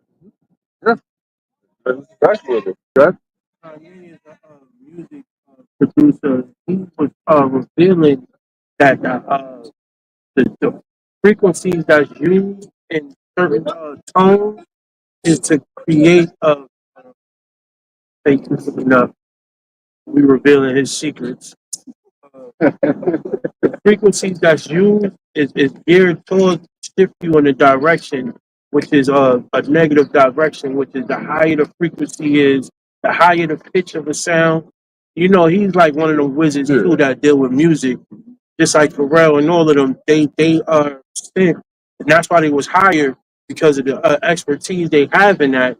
But he was revealing how they use it to control your mind. It's a whole agenda behind the vibrations of the music that they put out. So, you know, he's bugged out now because he know all the stuff that he was revealed to, privy to, that, it helped make an effect on our lives of the generation that passed, and to the point where the music of today, that high pitched sound and that rapid frequency causes the mind to be possessed in the negative, violent tendency. Yeah, I'm not even gonna lie. I gotta rebuke myself for this one, but I gotta say it. Like Call of Duty, I'm not gonna lie. I be chill, I be quiet. But the minute I play Call of Duty East Brothers, and that I don't know what it is with Esau and them guns, but you play Call of Duty, you get into that shit turns you into a fucking. I'll be quiet as a motherfucker. They know it. I'll be chill, quiet. The minute we get into PvP and we gotta shoot people and I'm dying and all this type of shit, I get into it. I'll be like, nah, fuck it. I'm killing everybody. Everybody dying. I just Stressed out. yeah. All of a sudden, I just get stressed out for no fucking reason. Yeah, even them video games put you in a vibration. If you play like them little kiddie games, you be chill, whatever. But Call of Duty, you playing PvP, you gotta get into that shit because you gotta shoot up everybody. Destiny. Nah, not really with that one. Mhm. Call of Duty more just ticking. You got it, bro. Hey, Khan, yeah, that's beautiful that your brothers brought that out. In regards to even music vibrations, right? And that's the spirit, because I forget exactly what year it was, but I was doing some research and I found out that the music that we listen to now, whether you listen to Spotify, whether it's Apple Music, whether it's YouTube, whatever, any music that we listen to now, they changed the frequency from, I believe, 432 hertz to about 440 hertz. And that slight difference, all right, I'm gonna read a little sign about those two differences, right? It says 432 hertz versus 440 hertz. It says some studies suggest that music turned or tuned to 432 hertz can have a positive effect on the body and mind, while music turned or tuned to 440 hertz can have a negative effect. What are some of the effects? Your heart rate, right?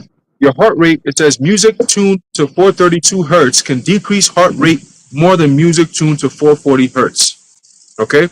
Your blood pressure, it says music tuned to 432 hertz can slightly decrease blood pressure.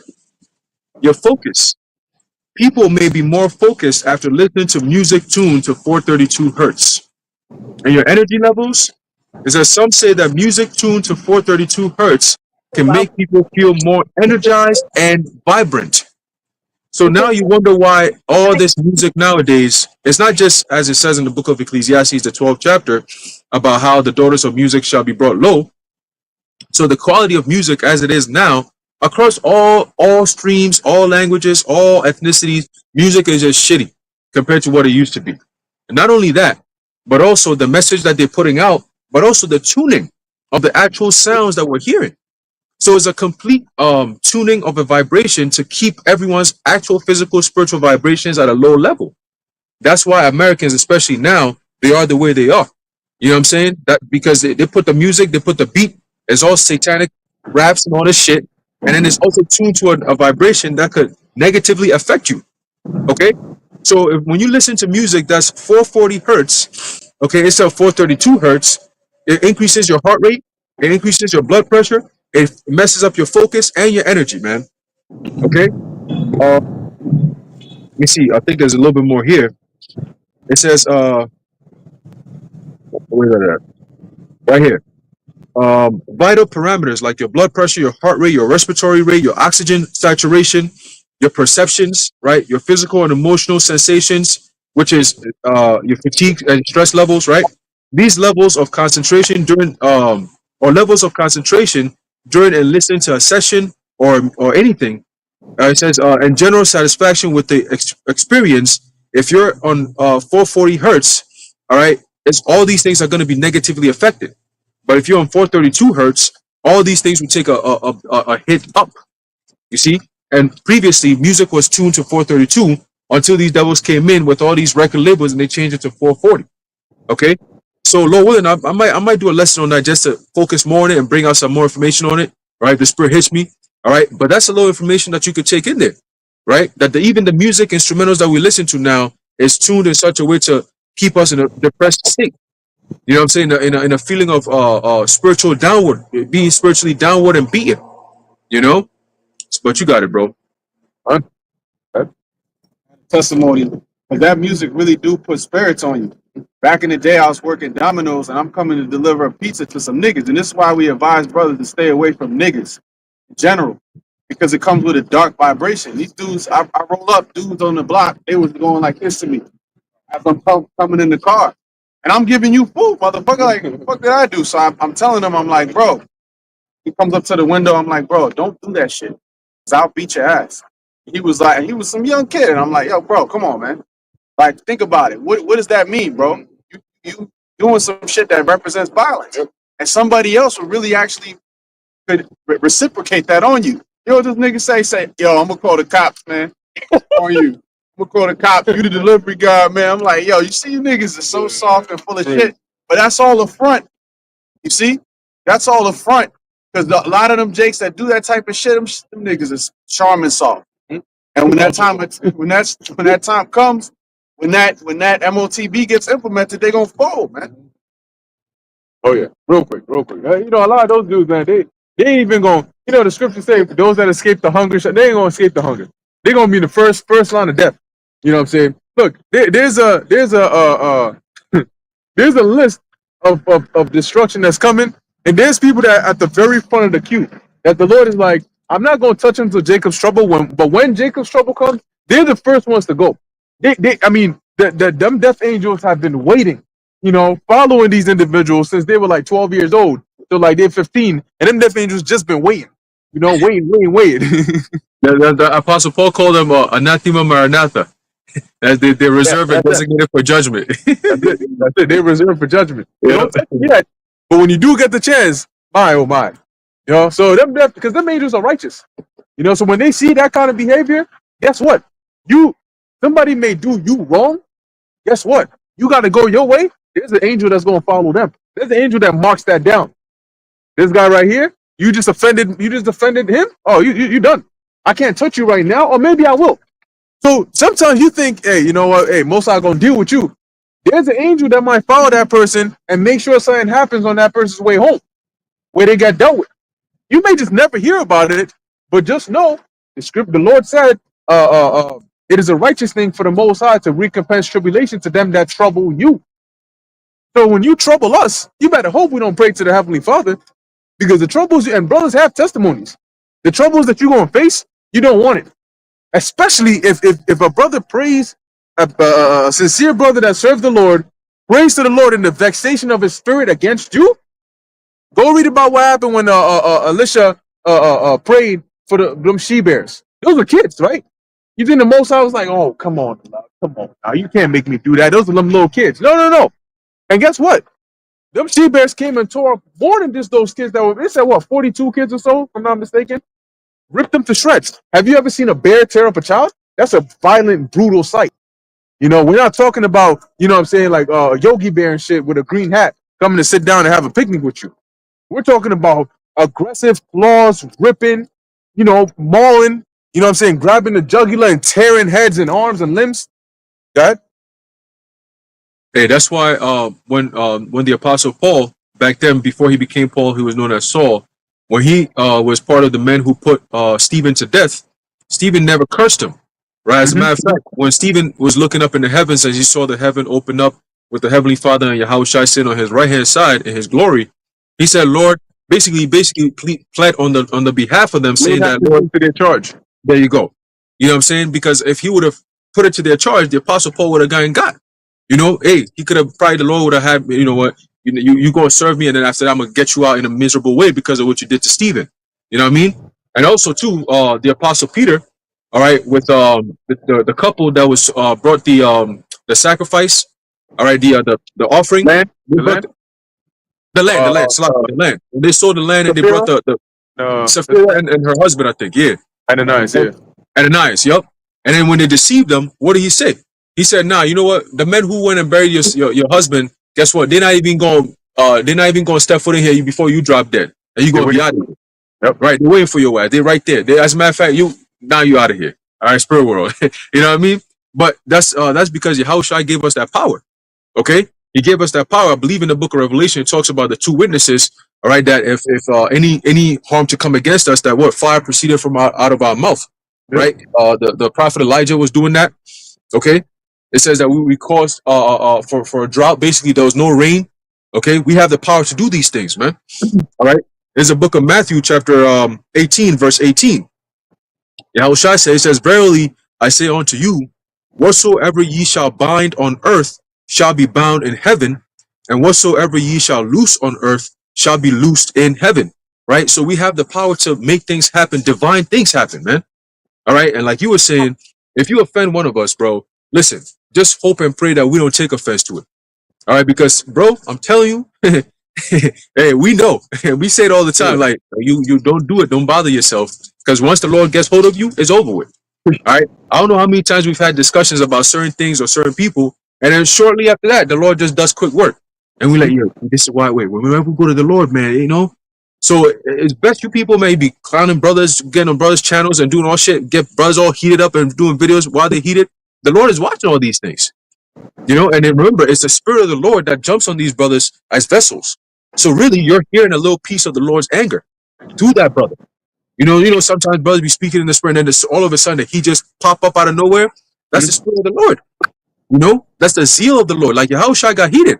He was talking, dealing, and then all of a sudden the zeal got on him, and then when he started doing, yo, you know, why you gonna turn my father's house into a den of thieves? You know, you selling, you buying, doing all kinds of stupid shit, man. You know. And it says after that happened, the disciples who were with him, they remembered, oh shit, the zeal had eaten me up. You know, they remembered that precept, man. You know, that prophecy, and it was fulfilled right then and there. You know what I mean? So you got to be very careful, man. When you're dealing with the men of the Lord, right? You got to be very careful. That's why we're very careful what we say. You know, you might say something to somebody, and then boom, next thing you know, something tragic happens, and now you feel bad. You know what I mean? Like, damn, Lord, I you know, shit. Hey, what's up? I believe is it Apostle James? He said the tongue, right? Power of life and death. There you go. You know, it can bless you and it can curse you. You know, because what we say has power. There's power that comes from it, man. You know, that's why these devils are afraid of that. They're afraid of what we're saying because they know it's true. And it comes with power. There's power that comes with it. You know? But you got it, bros. Done. That's it.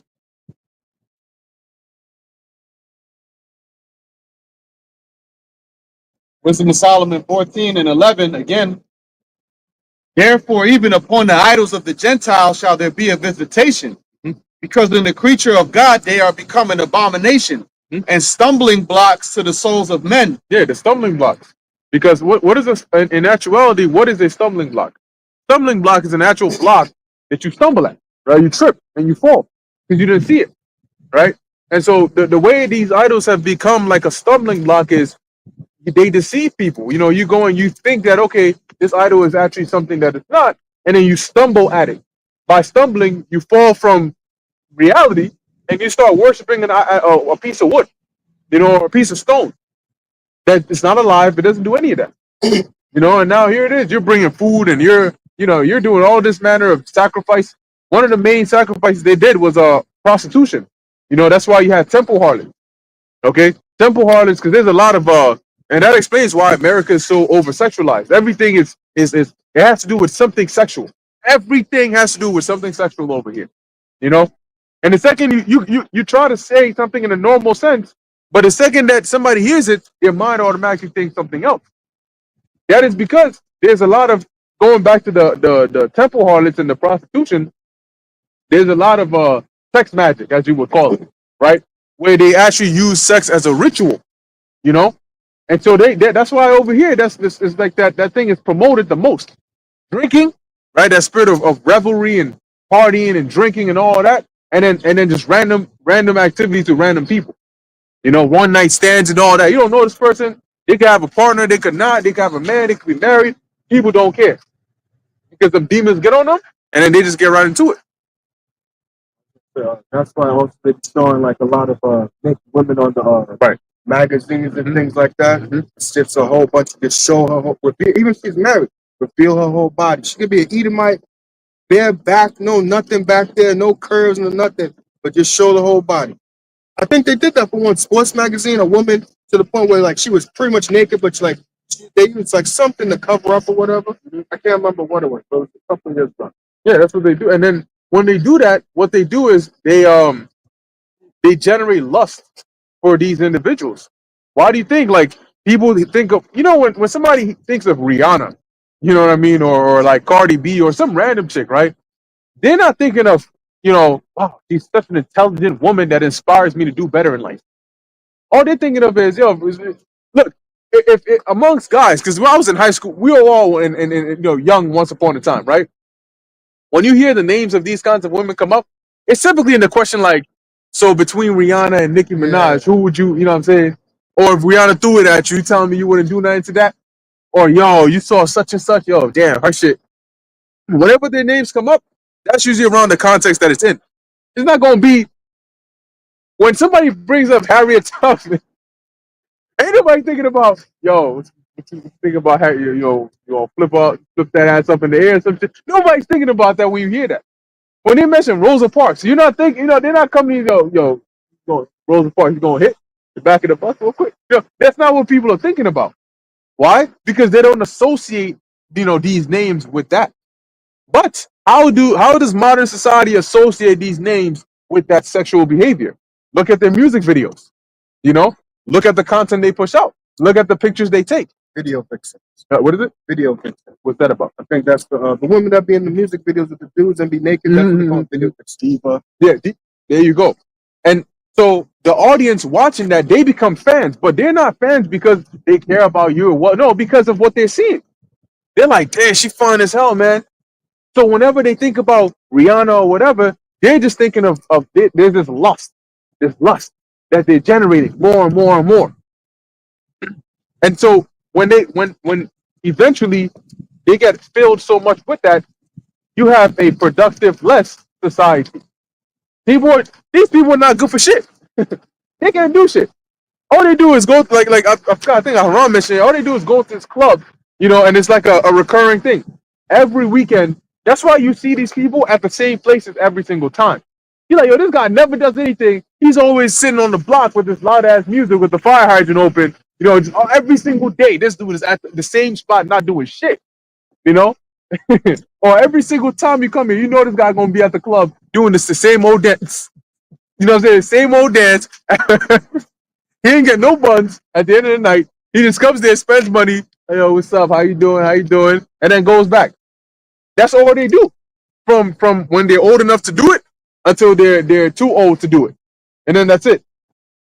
No, but I want to say, because I kind of grew up around some of that. Even some that, some of our people, even if they have like established jobs or, they're doing something for themselves, they still do that same type of stuff. It's just the same thing like you were saying. The party and the drinking every Friday, Saturday, they go into the same place, especially women, getting your cheeks knocked up, doing the same thing the next weekend, come up, doing the same thing all over again. Our people, they think that that's the life, like it's something amazing. Like, oh, yeah, I'm going to go to the club, and this week I'm going to get drinks and all that. But really, they're just living a very boring lifestyle, just doing the same thing over and over. But to them, that's the life. Like, this is amazing. For women, just getting their cheeks clapped up every weekend. And it's like, oh, yes, some guy, he just teared it up, ice skates with him, whatever. But nah, for real, that's the thing that they do. And then they just come like, yeah, and it's like, that's it. Like, you're just, that's literally their life. And it's living. Just doing the same thing. I was around people like that. Yeah. So it's like, yo, they just, what do you call it?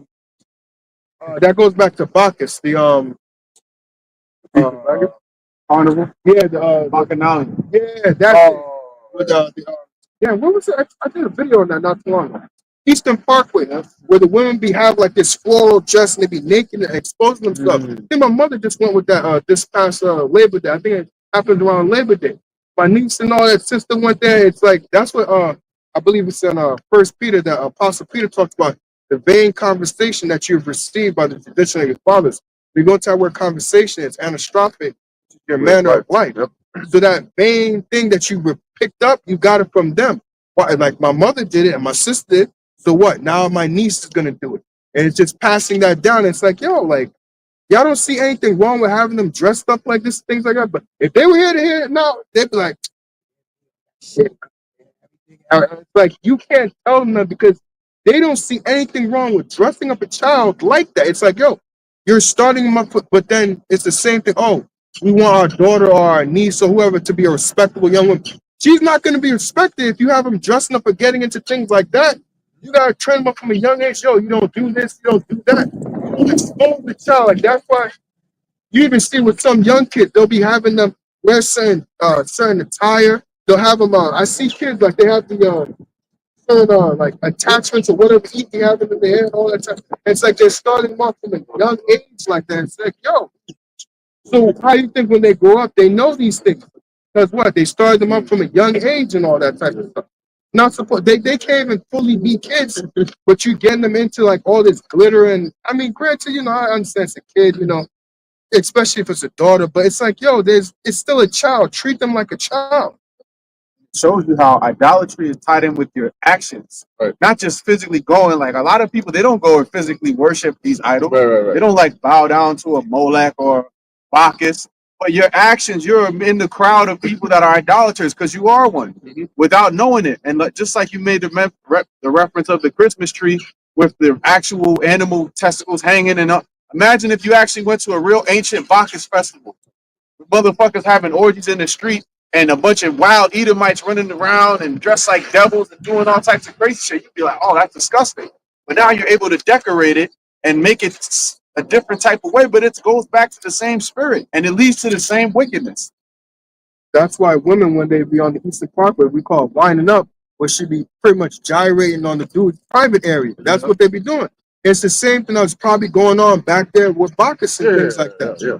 So it's the same thing, just modernized. I'll even go, because I ain't going to be too explicit, but sometimes you go to like some of them house parties or whatever, and like sometimes a woman, she will have a husband, good husband, he's at the crib, all that type of stuff, and she will go to like one of them house parties, whatever, right? Not saying she's fucking whatever, but that whining and all type of stuff, if you Caribbean, you would understand what I mean by that.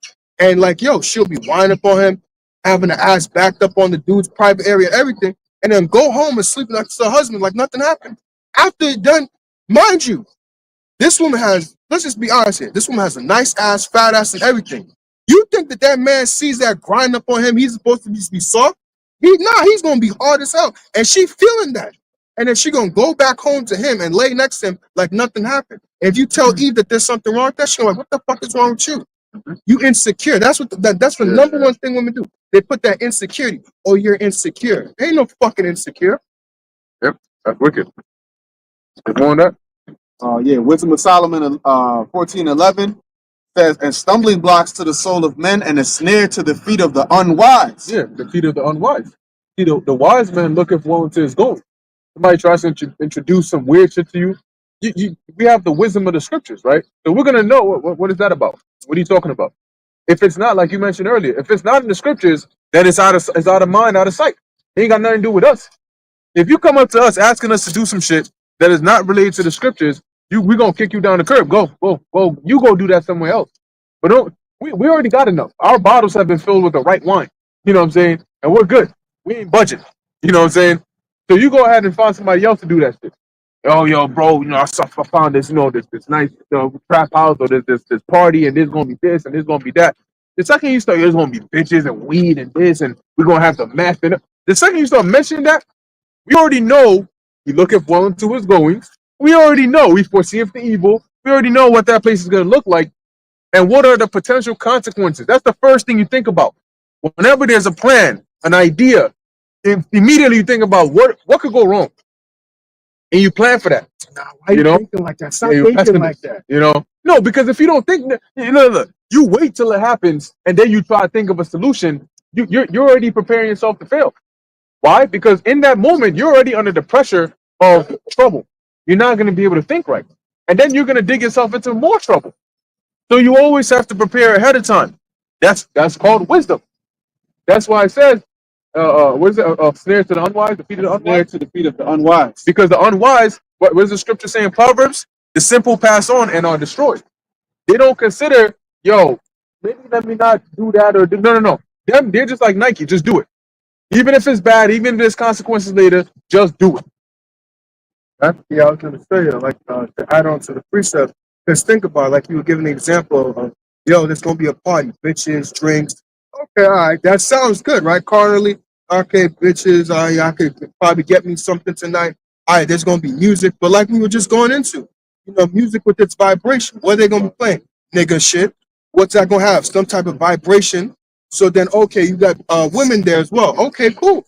But then what? You may want to talk to a chick, but she talking to another dude. So now there's jealous eyes. Now it's like, oh, this nigga talking to my bitch.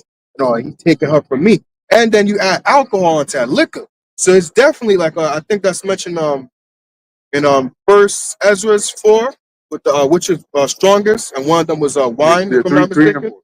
Yeah, that could make what fights could break out from that automatically. You already got the music having a vibration on you. The liquor, especially if you can't handle your liquor, that's already could affect your mind as well. Then already you see that you see a chick that you like, but she all rubbed up on some other dude. So now it's like jealousy could come out of that and things like that. So that's like you were saying, a recipe for disaster. Something bad can happen to that. Especially especially if you're like hothead dudes. I used to call them hotheads. You a hot boy. You just every time you coming around a scenario, you gotta be hot. You gotta do something that's just too much. Scripture refers to him as a bold fella. It says go not in the way with him, right? Because when you hang around dudes like that, they get you messed up. Here it is, we're all good. They're going to yell at the Mexican drug cartel saying some bullshit. Yeah, you gonna be like, chill. Nah, fuck that, man. Let me do my thing. It's Like they got guns on them, you got your hands, you got fists. What reasoning in your mind tells you it's okay to go and say some shit like that? Just be here it is. You're so close to getting out of the situation scot free, and then this guy opens his mouth and says some shit. Anyway, Wisdom of Solomon 14:12. For the devising of idols was the beginning of spiritual fornication. yeah, spiritual fornication. So for example, adultery in the physical sense, you have a man has a woman, his woman steps out on him, or this man goes and sleeps with another man's woman. In this case, worshiping of idols. Well, we already have a God. So when you go and start worshiping another idol, you're likening onto a woman that is dealing with another man outside of her husband, and that's why it says it was the beginning of spiritual fornication. Because in the spirit, that's what you're doing. Because what's going to happen now? The scriptures say you can't serve the Most High and Baal at the same time. You can't serve two masters because it's impossible to serve two masters. If you're going to serve two masters that are telling you to do the same thing, you might as well just serve one, right? Because at some point, their ideals are going to diverge. And eventually, one is going to be contradictory to the other. I want you to worship me on Saturdays. I want you to worship me on Saturdays. Now, who are you worshiping on Saturdays? So you're either going to serve one and hate the other, or serve the other and hate the one. And the only God we're supposed to have is the Most High. Go ahead. And the invention of them, the corruption of life. Yeah, the corruption of life. Because then that led to what? Idol worship, which is a sin. And that led to what? Destruction and death. The problem that comes with worshiping idols is not just the fact that you are reverencing another God, but the things that come with that. The gods of the other nations require you to do things that are against the laws of the scriptures in order to serve them. So you're not only breaking one law, but then you're going to go on to break more. Why did people sacrifice their children to Molech? That was a way of serving Molech, but in doing so, you were transgressing against the laws of the Heavenly Father. So it's not just, the God I serve is Molech. It's the things you do to serve that God that are also in transgression against the Most High. So when these people go in the Christmas and this and that and Jesus Christ and Jesus Christ, they're going to do all these things. They don't see the harm in it. But the reason is because they don't even know Yahweh Ba'Shem Yahweh Shai. So when we were in the world, a lot of things we didn't even know these were offenses against the Lord. Because we didn't even know the Lord was there. Like we knew there was a higher power, but who the Heavenly Father and His Son actually were and what they required and what their personality and all those things, we had no clue of. So it's just an abstract concept in our mind. Show you there's a differentiation between the Christians of today because they worship that idol JC. We just read about the persecution that the Romans were doing against so-called Christians, which were really Jews back then, Israelites. The people that are in modern Rome, they don't get persecuted for following the Christian way. Right. It shows you Right. that it's not the same. Right. Yep. So the Christian way that's now been co-opted is not the same as what they were doing back then, because we're the ones getting persecuted. So Lord's will with those men, we would have to be those men coming back. Brothers that you see on the highways now, a lot of them go back to those that were in Rome that were being persecuted, because the things that they're doing today, they're in accordance with the world in the church. So that's why what's the big deal about a name? About a name, a name comes with different actions tied to that name. Because JC is an idol. Right. Yahweh Ba'Ashem Yahweh Shai is the true and living power. So when you do that, you worship in the right way. Follow the Passover. We have Hanukkah coming up. See, there's a right hand side of holidays, things you can do, giving gifts and things. We do that, but in a righteous vibration. Right. Yeah, because at the end of the day, right, what do people really do on Thanksgiving? They drink, they eat food, and they get into fights and so on, right? And then they celebrate. But those actions you can do. Just doesn't have to be in commemoration of some pagan holiday. Because like you were mentioning, we have a lot of holy days that are feast days that you can eat whatever obviously that's lawful. But if you want to eat turkey, you can eat turkey. You know what I'm saying? If you want to drink, you can drink. If you want to chill, you can chill. But the environment is going to be that of a holy, harmonious, peaceful area, rather than how many times do you hear? And they've even made movies about this. Thanksgiving comes around, and there's always this beef. Oh, there's that cousin that I hate, but he's gonna be there. Oh man, I want to see this guy over there, man. And the second they get there, there's already tension. They can't sit at one table and have dinner where everything will be good because somebody says something sensitive about somebody. Then they get mad. Then they leave early. And then the mom is trying to get everybody to be all nice with each other and shit. Bro, it's because the spirit that's there is not right.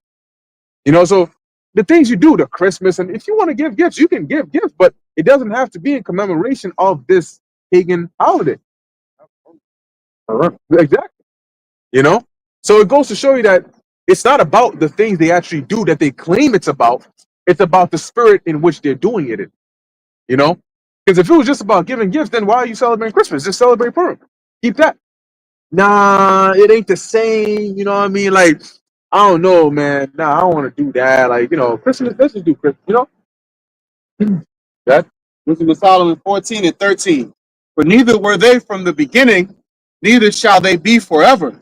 Yeah, the idols weren't there from the beginning. The beginning was the Most High, the one true living God, right? And these idols are not going to be forever because once the Lord once Yahweh Shai comes back, that's why I mentioned the visitation upon those idols.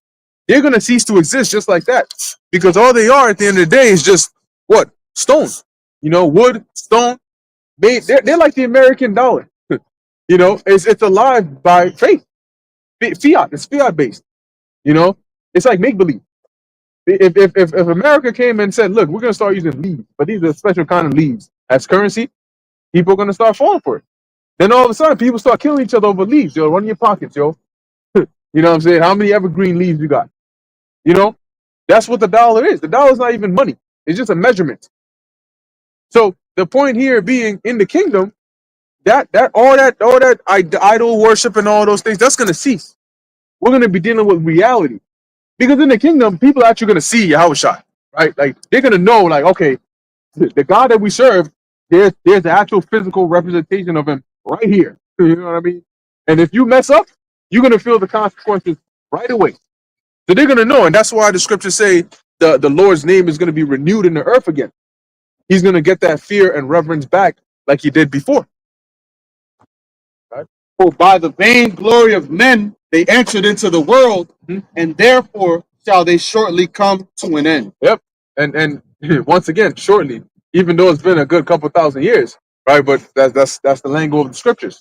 The point being that these idols and these false ways are not going to be forever. It's temporary.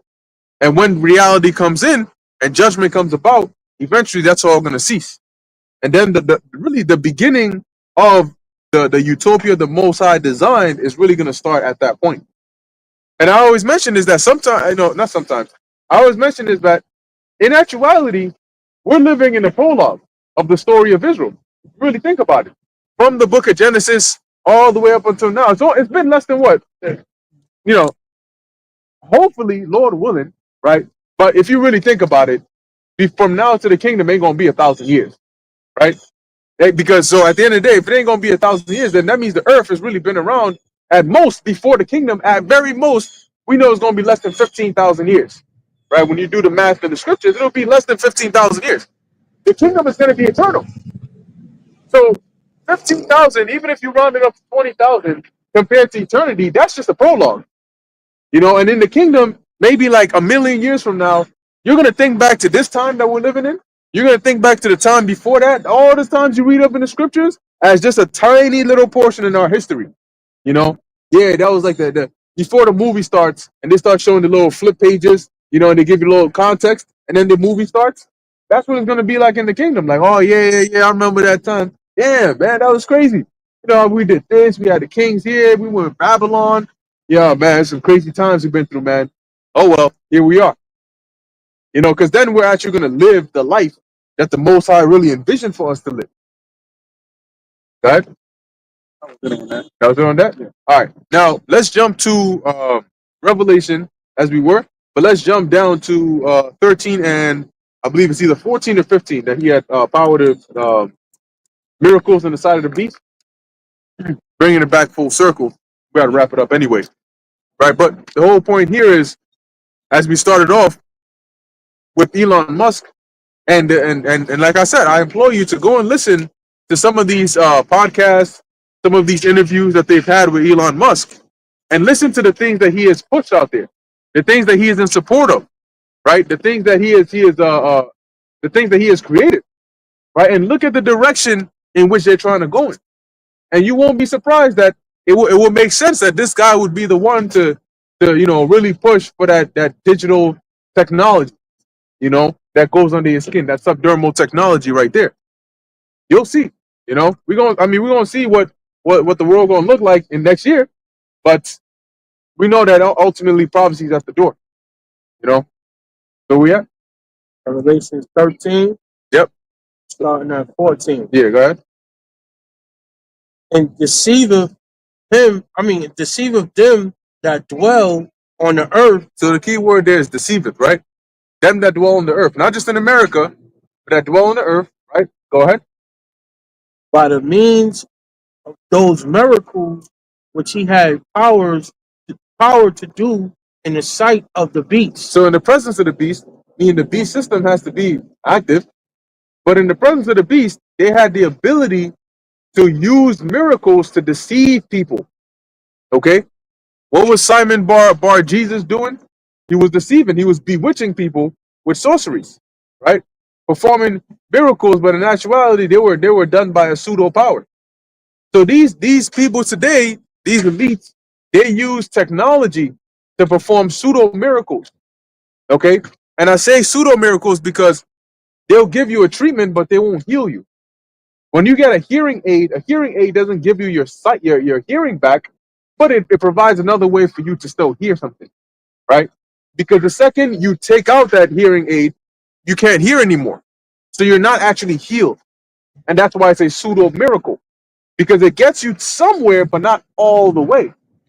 Though it's going to be enough to deceive people to think that this is the way to go. For them to say we can cure world hunger, we can cure all diseases and all ailments, right? We can cure all the world's problems with technology. A lot of people are going to be on board to live in a world like that. For them to say, look, receive this implant, and if you receive this implant, you don't have to worry about this anymore, or that anymore, or this anymore. People are going to be deceived to think that, you know what, that might not be such a bad life. Let's go ahead and do it.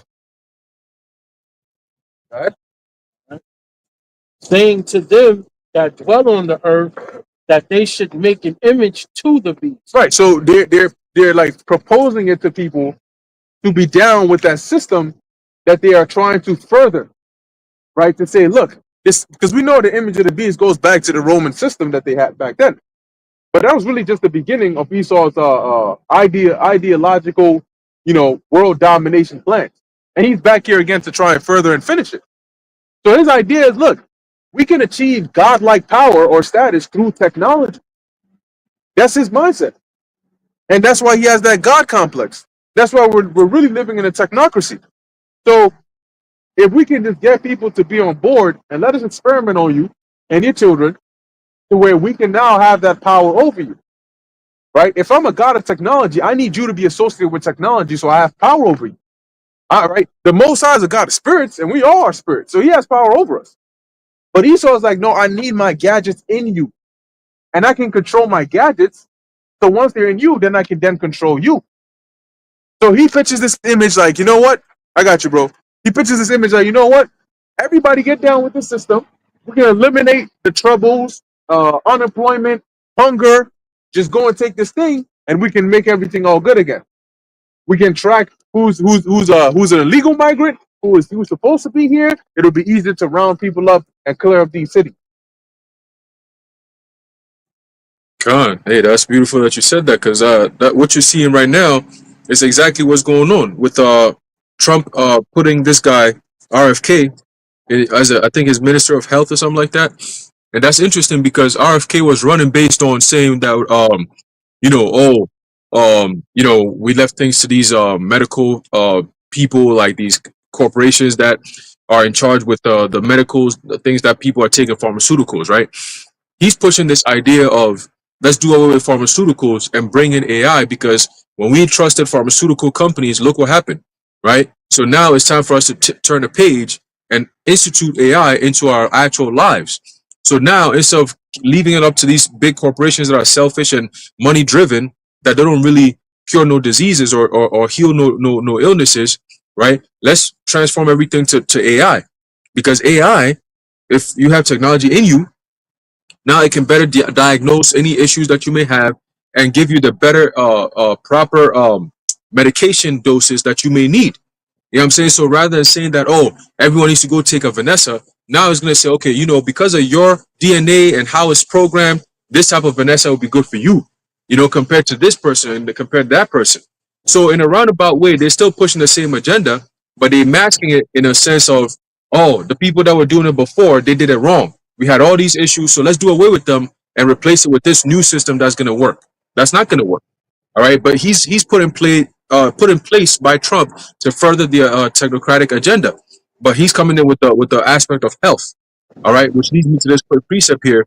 There's a book of Job, chapter 13 and verse 4 says, "But ye are forgers of lies." Right, what they're doing right now is all setting up a system built on lies, but they want to push it further by using the help of so-called AI. Okay, is a system being brought into deception, right? So it says, "But ye are forgers of lies, ye are physicians of no value," right? Because physicians in the ancient world were of value, right? You go to a physician so you can be healed. Nowadays, these so-called physicians are not healing you; they're all business institutions now. They're there to make money. So that's why when you go to most of the diseases that people have, it's not really anything extravagant. It's just parasites. All right. When you actually go into it, parasites cause a whole lot of different illnesses and discomforts that people actually go to hospitals thinking that they have these diseases. But meanwhile, it's just parasites. If you do a parasite cleansing, you'll be fine. And sometimes when you even go do a blood work, right? You go to the hospital, you do a blood work and all these tests that they do. Do you know that when you get your results, the doctors actually take some of the results out, like parasite readings and these things? They take all that information out, and so you can be misdiagnosed. You know what I'm saying? You might go in there, you might be saying, oh, I'm having headaches or I'm having heartburn or whatever the case may be. Okay, well, the simple solution is parasite cleanse, and all that stuff will go away. But because they don't want that, they say, oh, you know what? Oh, it seems like you might be having this. Oh, your foot swell up. Oh, because it may be this. Let's give you this instead. Try this. Try that. And if it doesn't work out, we'll try something else. It's like, whoa, But that's what goes on. And when people trust in these so-called physicians and so-called doctors, which the word doctor means to falsify, right? When you trust in them, what happens? You put your life at more risk. That's why they to stay away from being liable for any lawsuits. They put something known as side effects. Oh, these are the side effects. Why the hell would I take a medication and then think of side effects that are worse than what I'm trying to treat this shit for? I might not go to a physician so they could heal me from the problems that I actually have. You see? But guess what? If they were to treat you, you ain't gonna come back. So there's the old saying that says, a patient cured is a patient lost, or no, a patient cured is a customer lost. You know, so hey, doctors, dentists, right? Oh, was the dentist the number one dentist recommended toothpaste? Oh, Colgate. Oh, let me go buy some Colgate. Yeah, well, guess what? It has fluoride in it, and it fucks up your whole teeth and your brain. You see? But guess what? If your teeth is all fine and healthy, right? Then the dentist is going to be out of a job. You see? A doctor is not going to recommend you things that are going to keep you healthy because then you ain't coming back. Doctors are there to lie to you. You know, put you on more pills to get you more sick so you can keep coming back, and then they can give you more different pills to keep bringing you back. You know? So, you know, it's interesting that you just said that. Mm. It just made me think that, you know, for especially for the medical field, especially today, they have to learn so many things before they can be like qualified to actually work on an individual. But if you think about it, it's because there's so many different diseases and ailments out there today. But in the ancient world, they weren't as even half as many as these different, like people weren't getting these kinds of sicknesses. So you can imagine a job of like an apothecary or a physician in the ancient world. It would be a practice, but it wouldn't be as stressful as it is today. Somebody studying to become a nurse, and they got a damn they have a whole dictionary inside of their head. But if think about it, the more diseases there are out there, the longer you stay in school. They're making money off of that. The more diseases there are out there, the more people get sick and they have to go to the hospitals. So you're in school for longer, paying them. Then you come out of school to then work. And when you're working, these patients that are coming in, that's also bringing in money. So like you were saying, it's like they set all these different specialties up, but these specialties wouldn't exist if the diseases that they're there for didn't exist.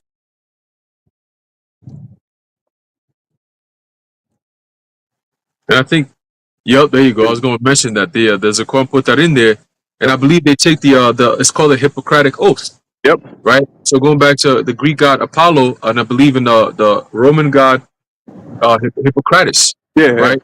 Yep. Yeah. So you know, so it's all going to. They have the caduceus, right, which is the snake on the stick that's curled around, and you see that on the paramedics, right? Why do you think the AMA used that as their symbol?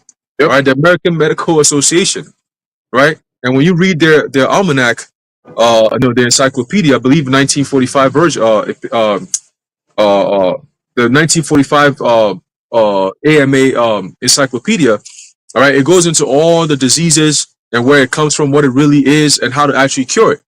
Okay. And then they said, nah, you know what? We got to wipe away all this stuff because we got to make money off of our petroleum-based so-called medication. All right. But that's where the witchcraft comes in because these are all psychological drugs. You know what I'm saying? A lot of these diseases, people are sick in the head and shit. You know, they call it mental illness. That's not mental illness. That's demons on them. All right. That demons tormenting their spirit, man, when you actually go into it. All right. Your mental goes into your psyche, which is your spirit, your mind. You know? So when they say, "Oh, you got mental problems, mental issues," they put you in a psychiatric, facility. You know, these people got demons, man. They lock their doors with heavy metals and codes in order to get in there, man. And these people are bugged the hell out. They get strong as fuck. You know what I'm saying? People coming in there, like if you're a visitor and you coming in, they say, "Ew, only one person at a time," and then they got like some type of security with you. You know, because these motherfuckers, they're not regular people.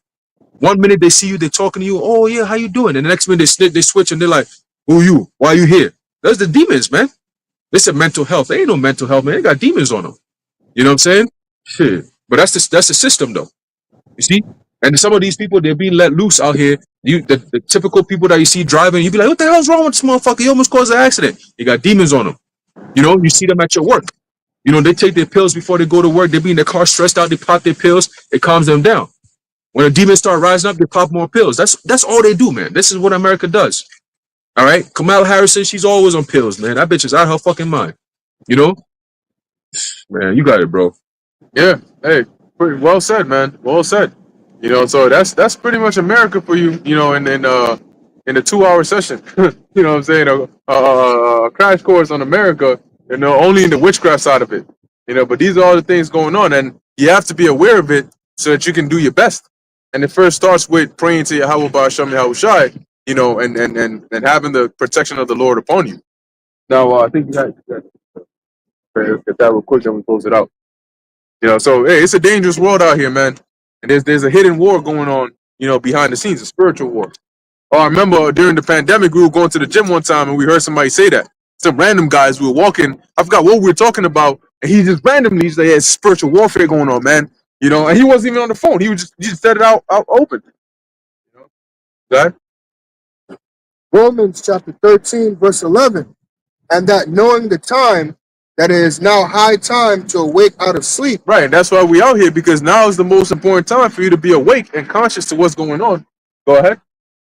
For now is our salvation nearer than when we believe. Yeah, we know the salvation is deliverance. So right before that will be what we need to be delivered from.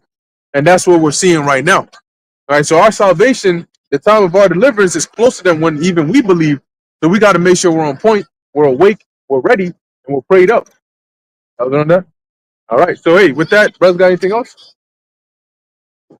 Perfect. So with that, we're going to end it here. Lord willing, that was edifying to the elect. In closing, we want to give all praises, honor, and glory to Yahweh. Next time. Shalom. Shalom to the elect. Yahweh Bashim Yahushua Barakatham to you, brothers. Shalom. Shalom.